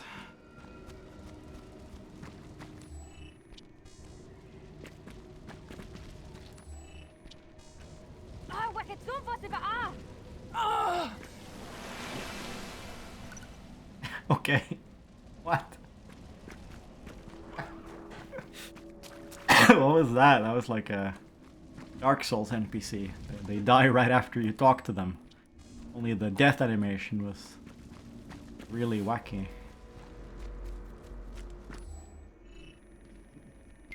Sounded like mild annoyance.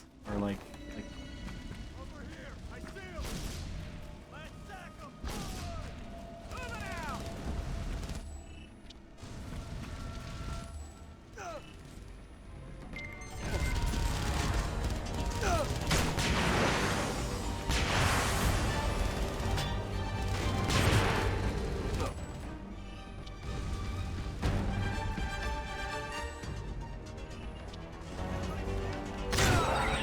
Game on!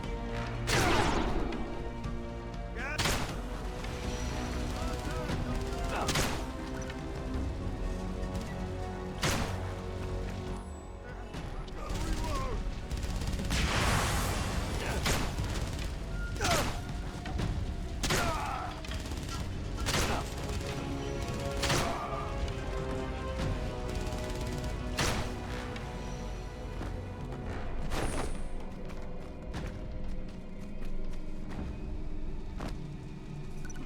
So are we supposed to climb on this thing, or?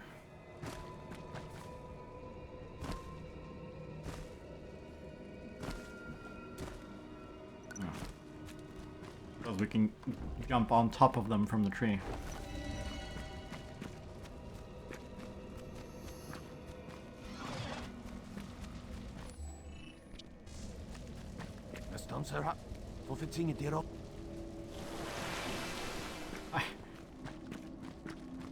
We're just gonna talk to these people and they're just gonna die right after talking to us normally in a normal tone of voice. Contact! I got him! Son of a... Check him out!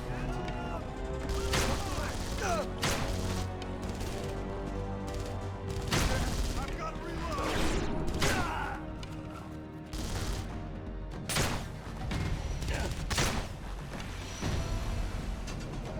Hear that? They're out there.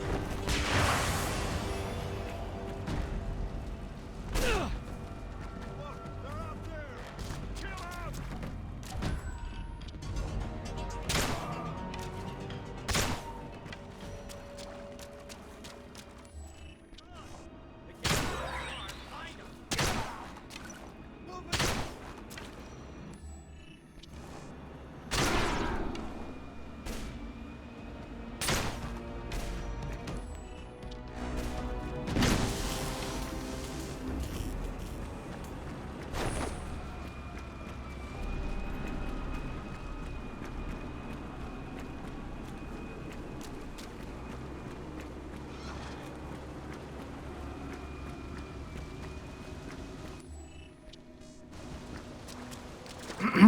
Alright, time to cause this person to die. Lero, it's a song.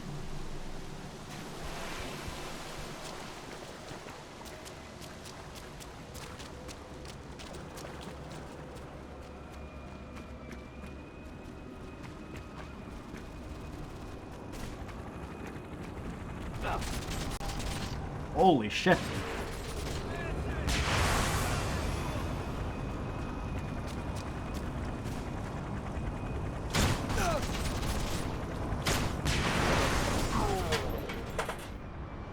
Well, good thing we collect all the amino goop.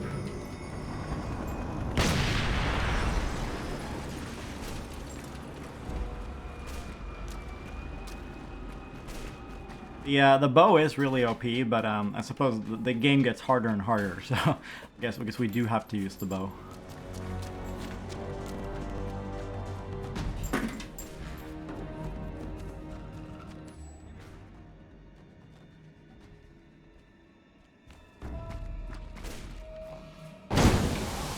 What?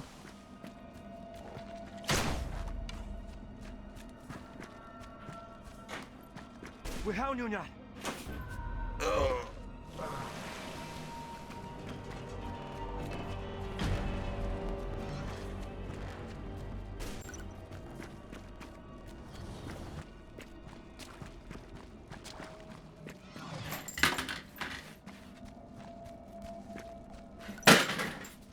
I suppose also the bow doesn't get any upgrades. The bow just kind of is, so I guess as the game progresses we're gonna get better and better versions of our other weapons, so I guess it'll come a point when maybe it's no longer so overpowered anymore.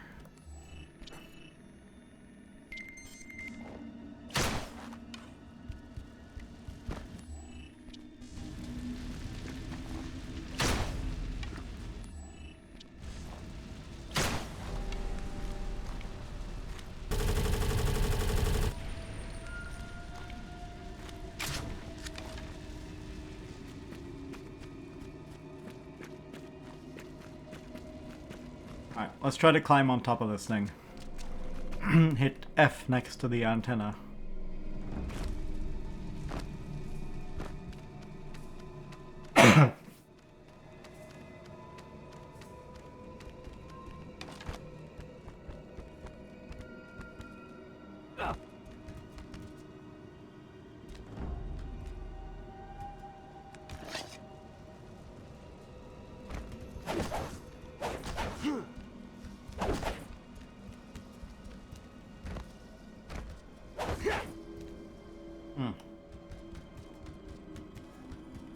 Yeah, I don't know. That's not the answer.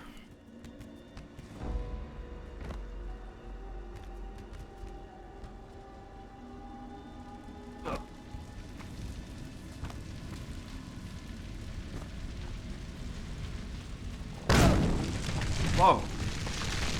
That was complete luck that I found that. I was not thinking that was the answer there. I just did that for fun.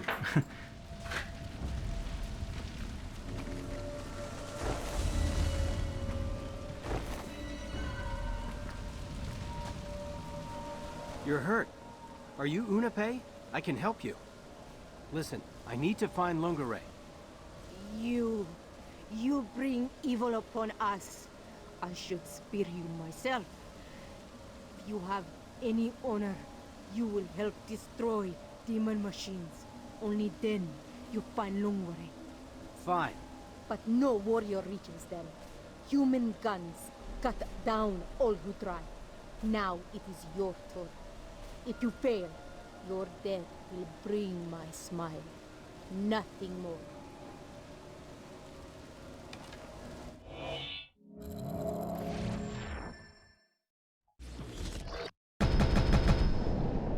Oh, better bow. Never mind.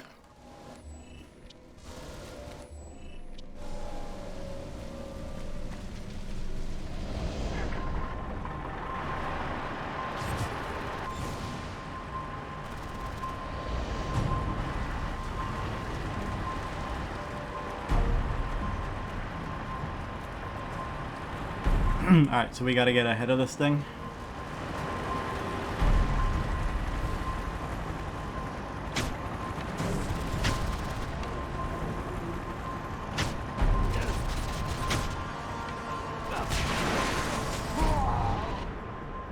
Oh my god.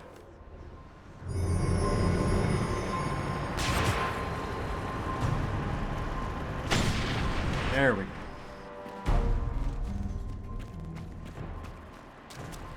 Alright, it's gonna come around.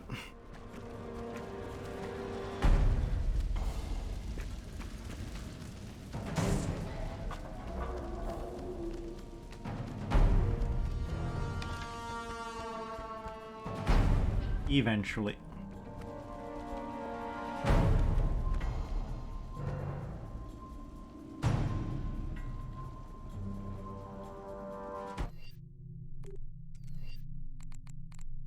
New rewards. Blade 3.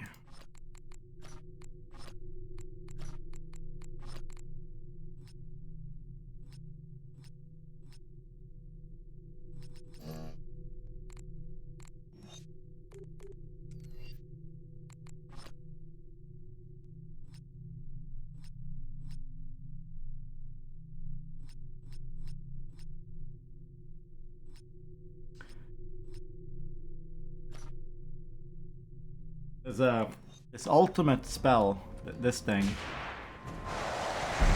I really don't know, like, where it hits. It feels like it just hits right next to where you are, so it doesn't actually seem that useful. Should probably swap it out for the damage booster.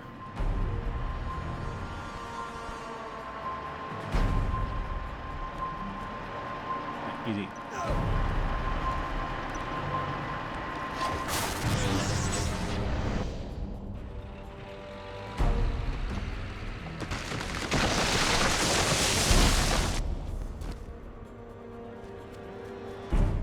Where is that knocked over tree?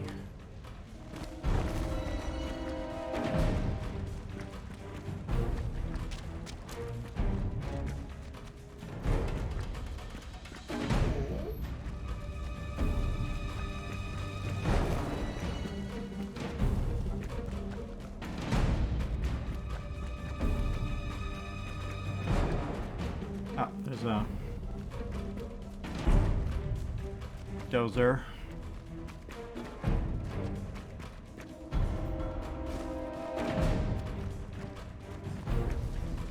We're not gonna make that.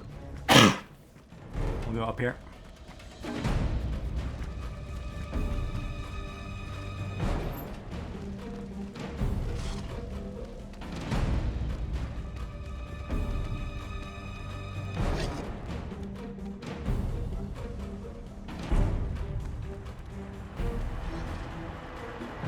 Can we just do this?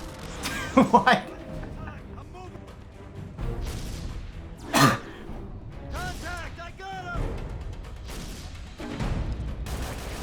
What do you mean the dozers are protected by human guns? It's literally just, you just use a bow. It outranges all human guns.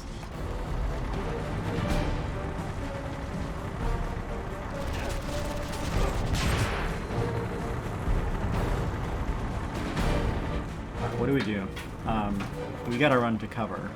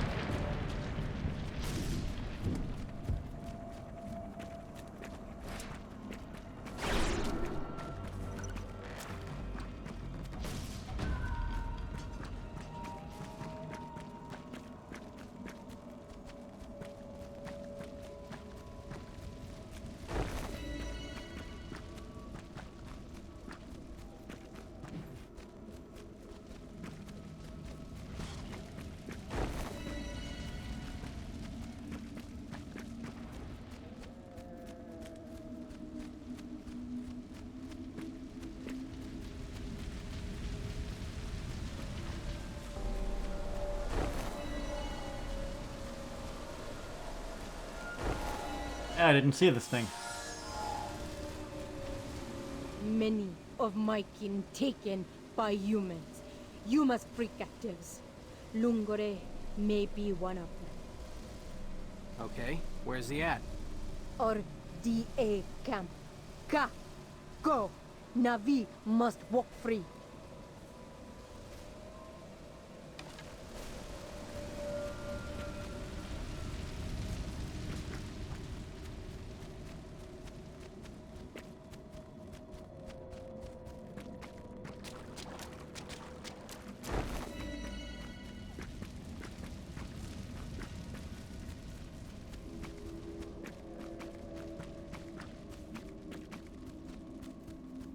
I suppose we'll should read a little bit after every dialogue. War bonnet.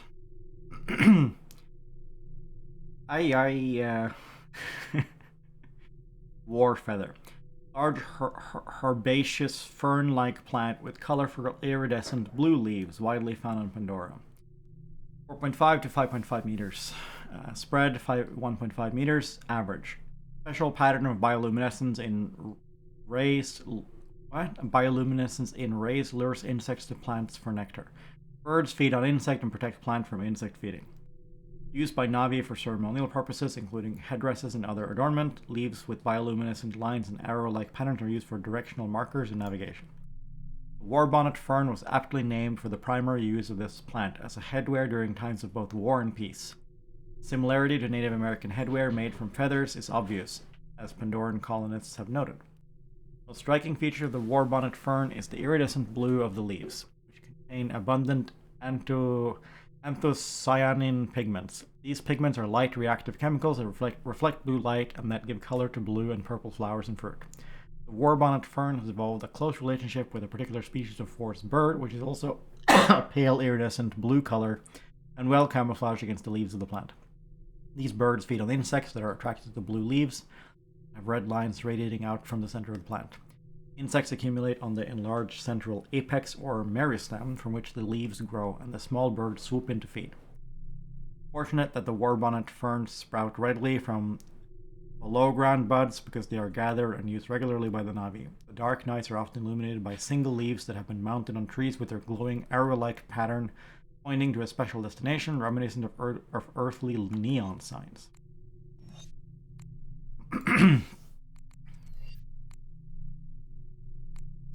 Robotic dozer antenna. The dozer antenna provides the primary link between the dozer and RDA's central control center where the dozers are remotely manned. Should the titanium-plated antenna be damaged, communications with the control center is severed and the dozer will stop all operations. Why didn't we just do that first? Commando. Better trained and equipped than regular RDA security forces, commanders are primed for assault missions to forcibly displace a well-defended Navi village. Alright. Navi calling. Elite bodyguard. Axe. Navi elite bodyguards are the most gifted hunters in the tribe. The axe masters have the strength and skill to bludgeon through the armor of the most formidable enemies. Dual blades. Dual blade elites wield their weapons with exceedingly high dexterity, giving them a deadly combination of speed and power. Yeah, every quest advancement we'll read a few.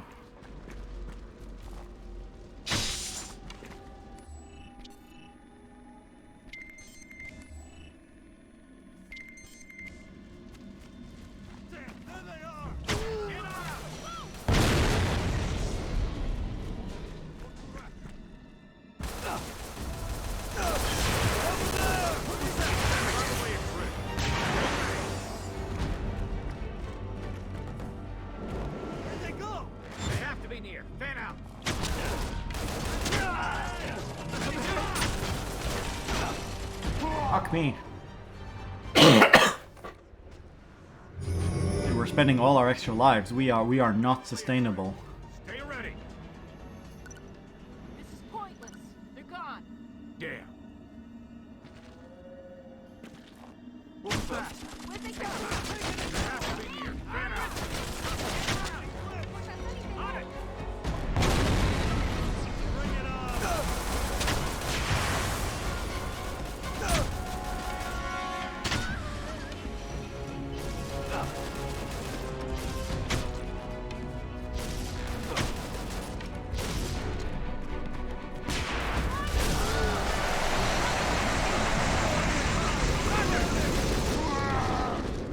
Yeah, that skill is just not good. That skill is so bad. Makes you stand there and get shot.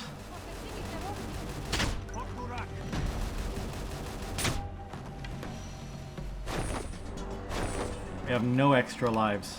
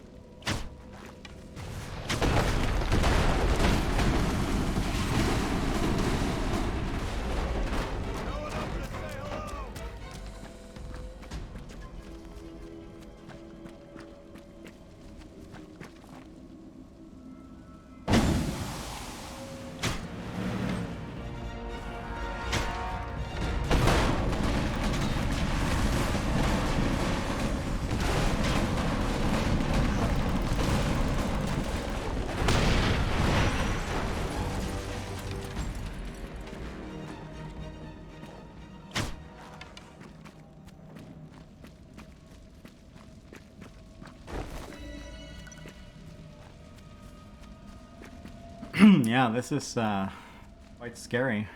At least the game got hard. The game finally got hard for real.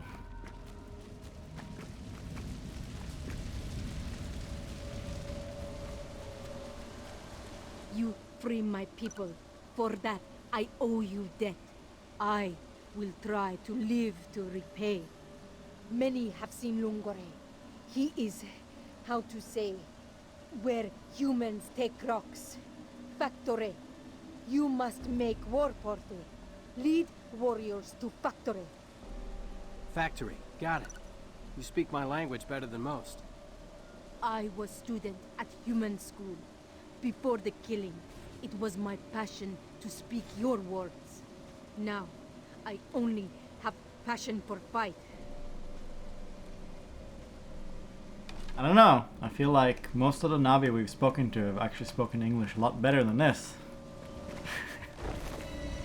It's kind of strange.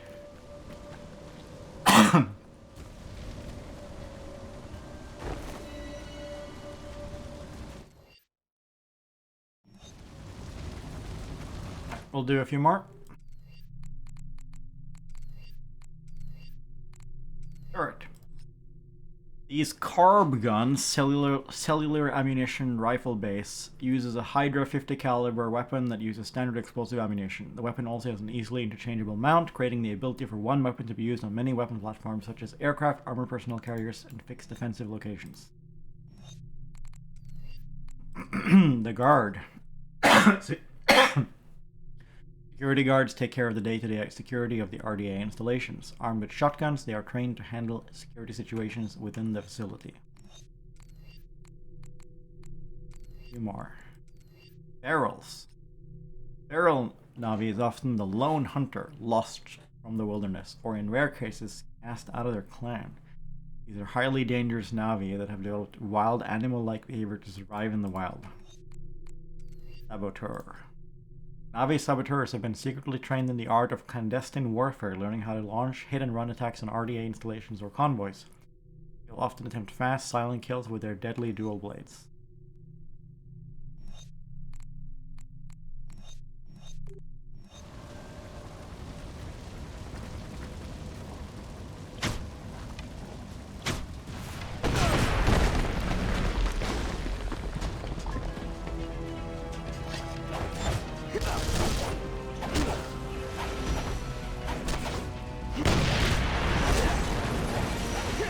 Yeah, that's how we deal with them. We stealth and we get them to... Well, we go close and we use the blades.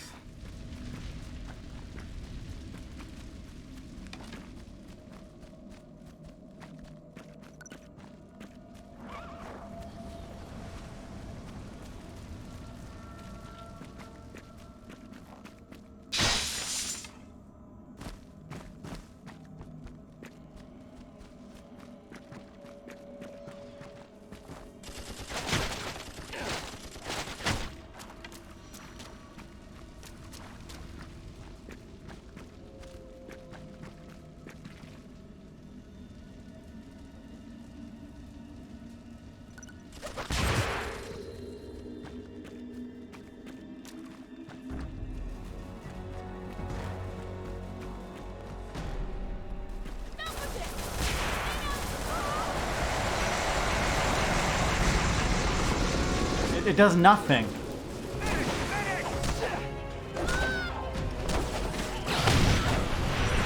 Literally does like nothing.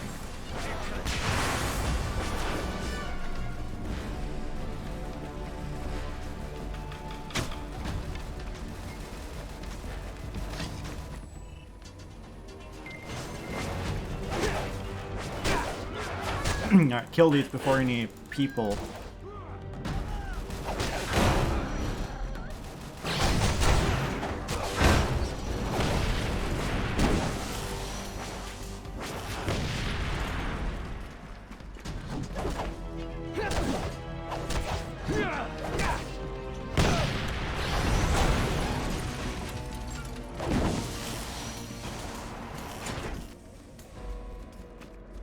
Alright, let's see if there's anything more to blow up here. Any A-pods? Ah, there's one, maybe.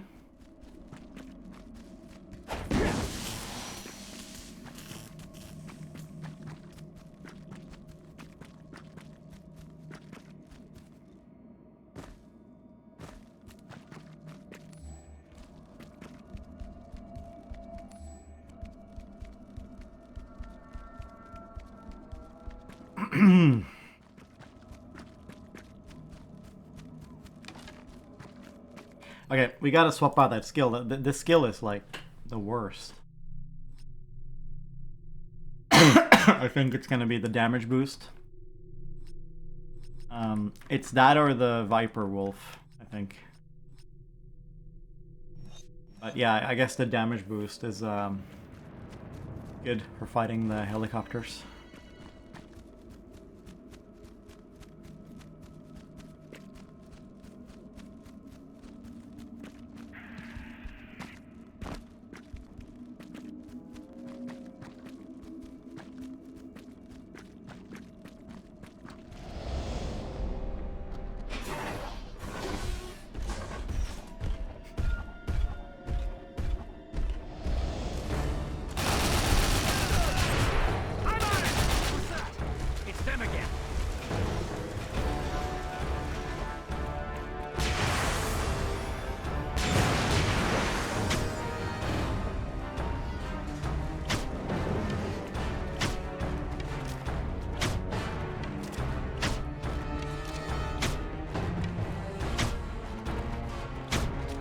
Fuck. Oh no. There's not good.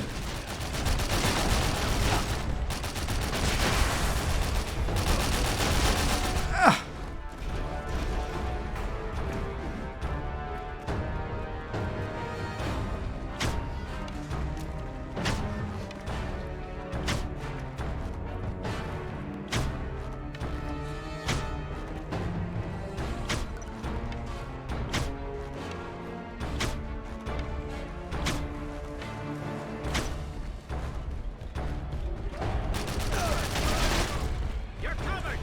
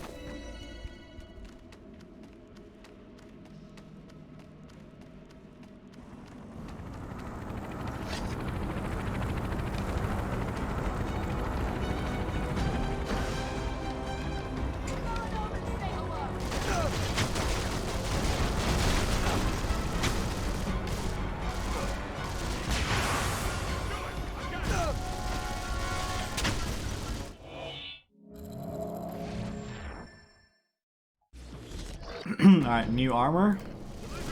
Alright, your armor automatically like updates apparently.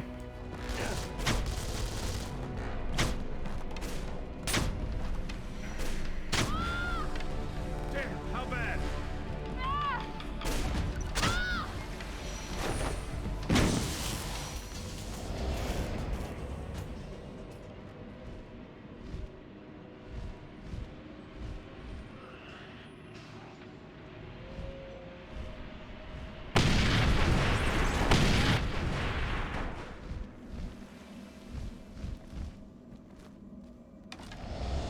Fly diagonally in the cinematics.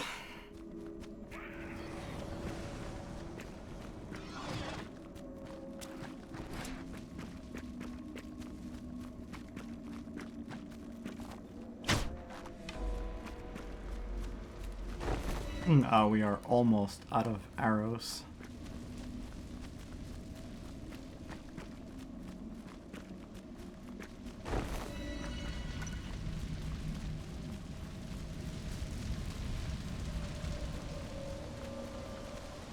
You are truly Nam Samsiyu, great warrior. Lungare, he calls for you.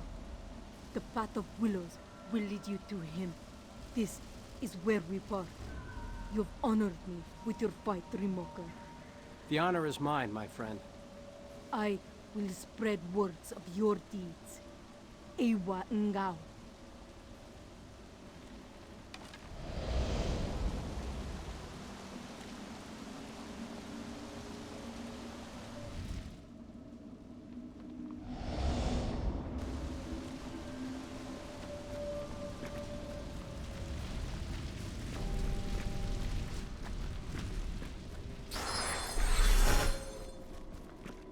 Wait, what?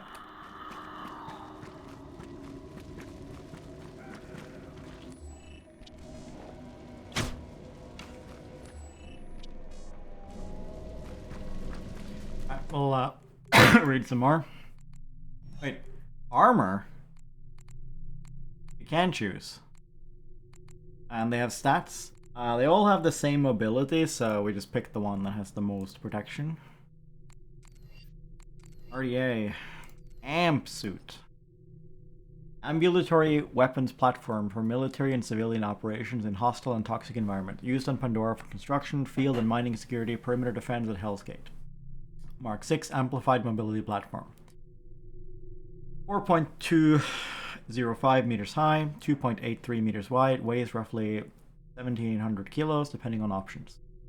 Weaponry: shoulder slung and detachable Gao 90 30mm machine gun. Belt-fed ammo runs through feed chute. Optional flamethrower, ceramic slashing blade, IR sonar, thermal sensors for auto targeting. Navigation and communication: GPS, cockpit commands are verbally activated, coded to driver's voice print pattern. Not designed specifically for Pandora, but suit is effective at protection from toxic plants, swarms of aggressive stinging insects, and other biting creatures. Highly agile and swift in the hands of a skilled driver, unit has windshield wiper. The Amplified Mobility Platform, or AMP suit, is a refinement of an exoskeleton device first used on Earth in the early 21st century. Improved during military service in a myriad of combat theaters from Arctic to jungle to desert over the decades. Sealed and pressurized models for toxic environments were developed as well. The suit is used extensively on the Moon and Mars colonies. Its well-tested capabilities have proved invaluable in the deadly environments of Pandora. The human-operated walking machine magnifies the strength and mobility of a soldier or civilian worker while providing protection from military and environmental threats. Its rapid-fire machine gun obliterates anything in its targeting sight with a rain of armor-piercing rounds. The hydraulic assist joints instantly respond to the driver's hand and leg movements inside the sealed cab, greatly magnifying the driver's tensile strength. Using the suit, a driver is able to punch through a tree trunk, lift a half a ton of cargo crate, or rapidly build prefab units without a construction crew. Mission profile and specifications.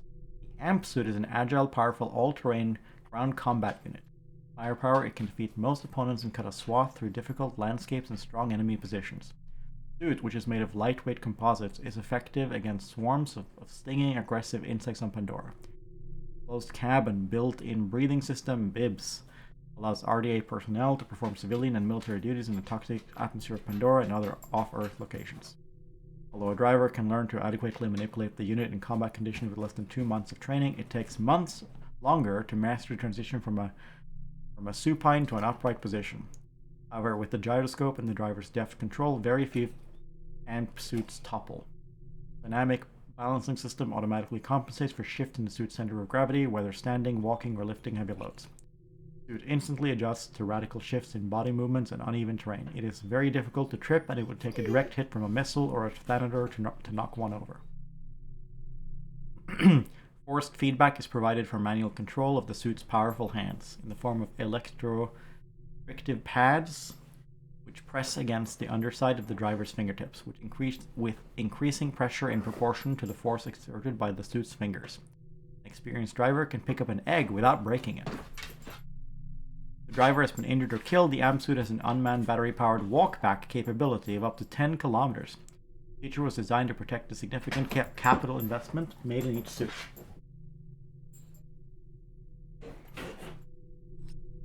Targeting systems. The driver's heads-up display projects radar, active IR infrared, and thermal targeting data on an impact-resistant visor. When the unit's blast shield is lowered over the cab canopy, the suit can be operated using only visual instruments. In Pandora's EMF field and high humidity, these systems are notorious for failing. Because of their complex Earth-manufactured electronics, they are difficult to repair. The audio targeting system features an ultrasonic listening device for directional pinpointing. With a threshold detection signal-to-noise ratio of 0.01. The driver can detect a soft footstep 1,000 meters away, locate the exact location, and target the source.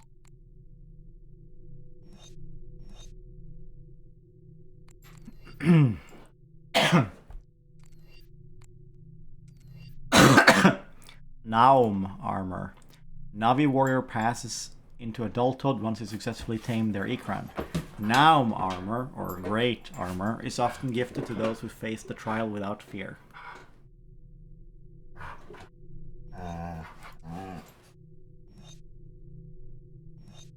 My dog is really bored, so he's like biting at me, trying to get my attention. Senator Rider.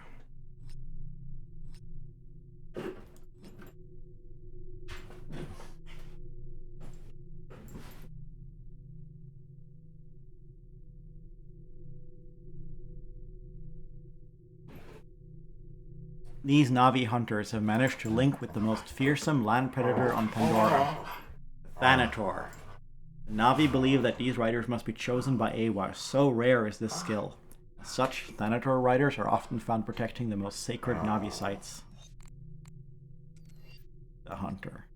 The lethal wildlife of Pandora has made it a necessity for the Navi hunters to be extraordinary marksmen with the bow. Most hunters have never had to use these archery skill for anything other than providing food for the clan, a skill which becomes especially useful when conflicts against RDA forces escalate.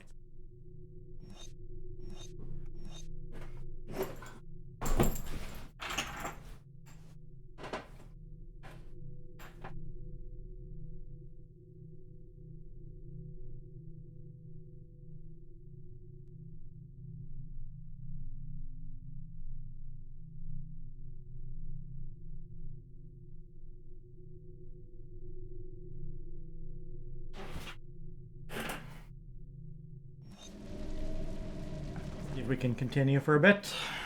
My dog is just crazy, biting at my chair.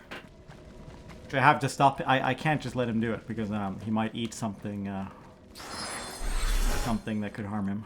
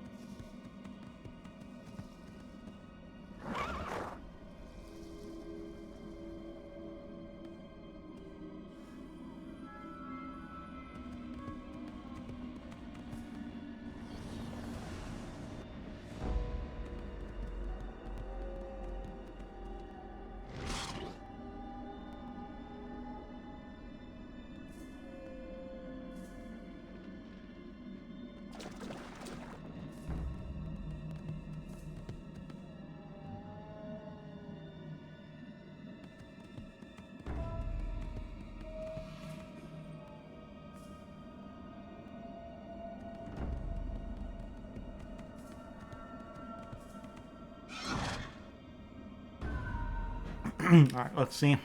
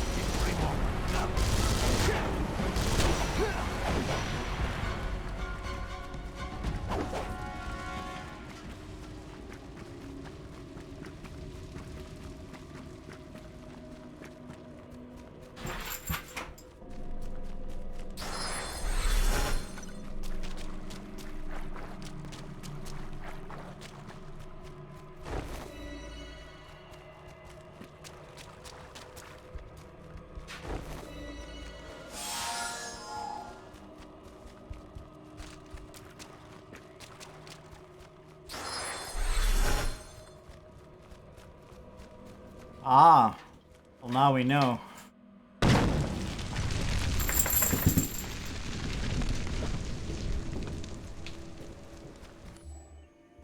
Ryder, come in. Copy? This is Kendra. Kendra? Thank God you're alive. Falco's gone too far. The camp is in an uproar. I'm gonna try to find a secure channel. Keep this line open. Ryder, come in. I've only got a few seconds to talk. Falco's gathering harmonics to find something called a well of souls. Well of souls? You don't say.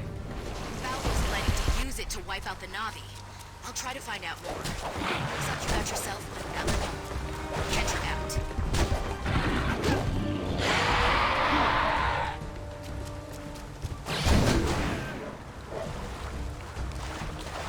Yeah, we're gathering harmonics, whatever that is.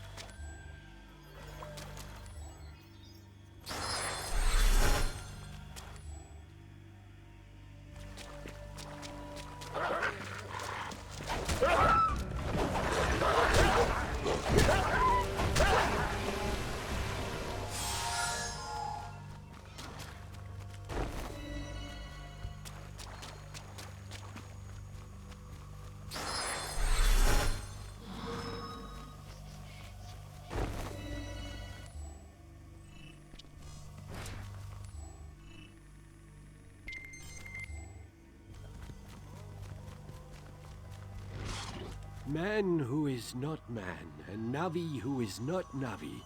You are a puzzle. Piece of Ewa's puzzle. I see you, Dreamwalker. Hi. Yes, hi. Why is it you walk my dreams? Long have you sought me, but it is I who seek you. Yes, yes, yes. First, you will need the shard to do it. Find energy in rocks. Yes, Ewa provides. About that, Awa is about to get her ass kicked. We need to find one of those dormant holy sites. Well of Souls, you know? Strain, you seek forgotten songs. Only then will you find the Vitraya Ramunong. But first, I need shards. Yes, we find them in Willowglade, but many Tautut have invaded the sacred place. This is why Ewa sent you to me. More killing. They give us no choice. 3 shards. Find them. We must borrow their energy. Okay.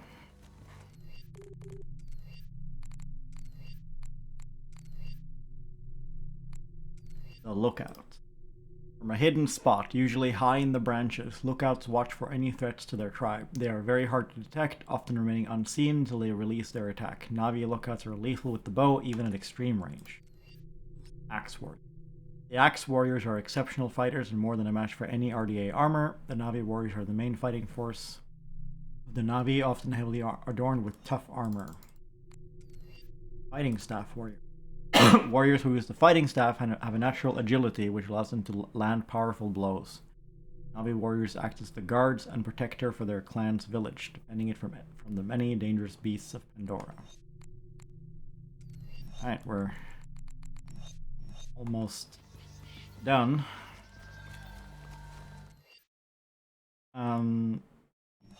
Yeah, it's up there, apparently.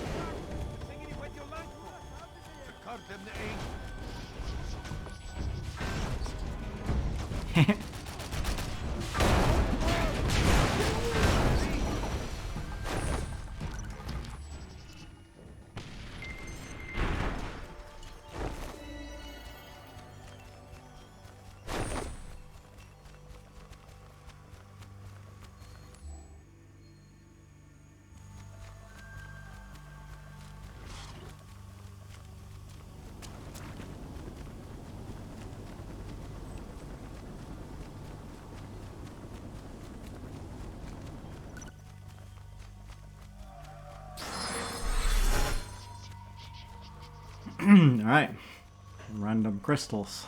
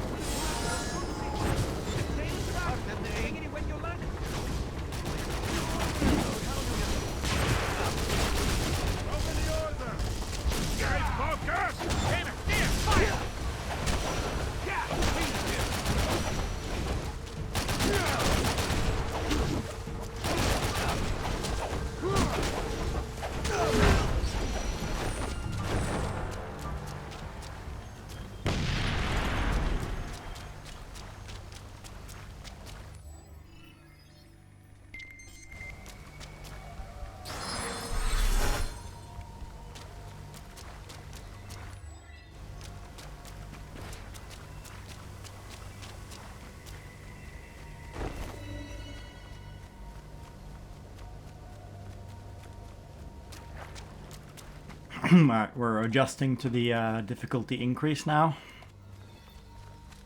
We're getting extra lives accumulated again. Finish him off! Bring it on! Take that! They're killing us here!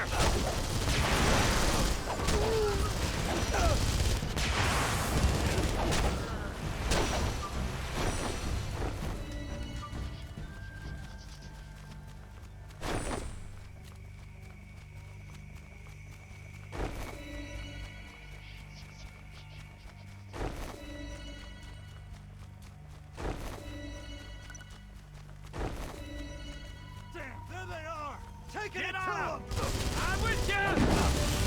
Get them! Give me some cover! Changing clip!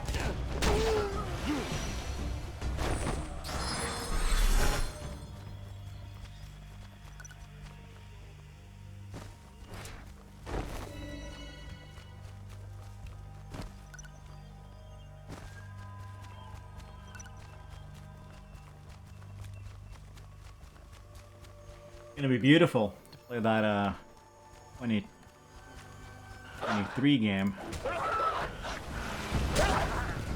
These environments are gonna look great with well,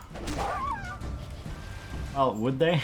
I was gonna say they're gonna look good with like modern lighting, but actually maybe not. Maybe because this is all based on like bloom and stuff. Like I feel like modern RTX is just gonna destroy all this stuff.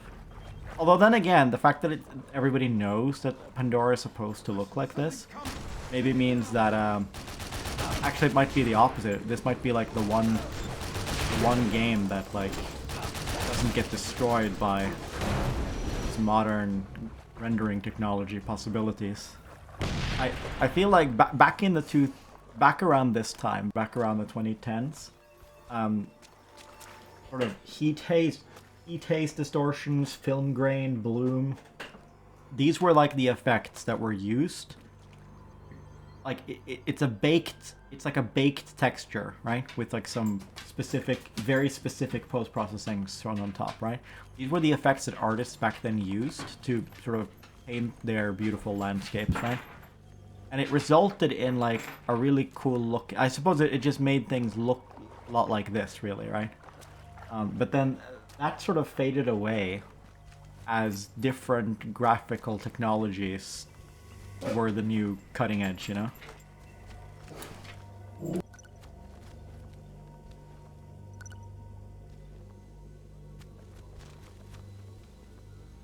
So these days, games that look like this are rare, so it'll actually be doubly fun to watch the Avatar 2023 game, because it'll be a game that looks like this but with modern graphics, so we will get to see what the modern graphics can do when the artists are directed to make things look like a lot like it was in the 2010s.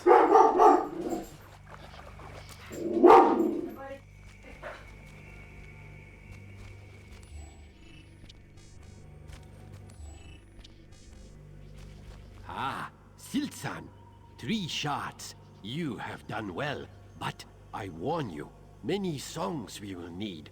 One willow is only start of journey. Yes, yes, yes. Now I shall gather this song.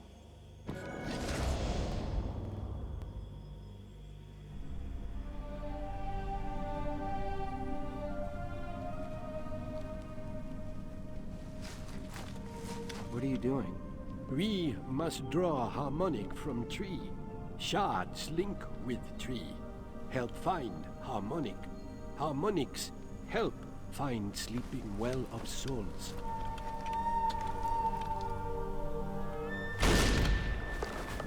No! Longore!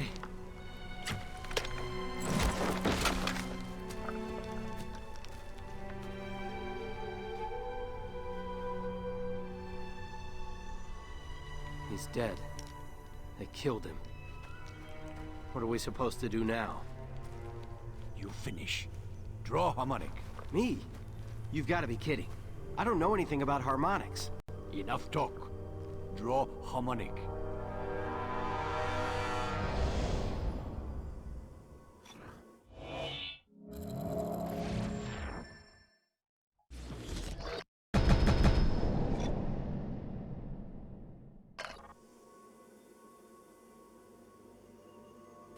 Alright, I'm gonna stop here because it's no longer conducive for streaming here. It's gonna be very noisy. Christmas preparations are in full force.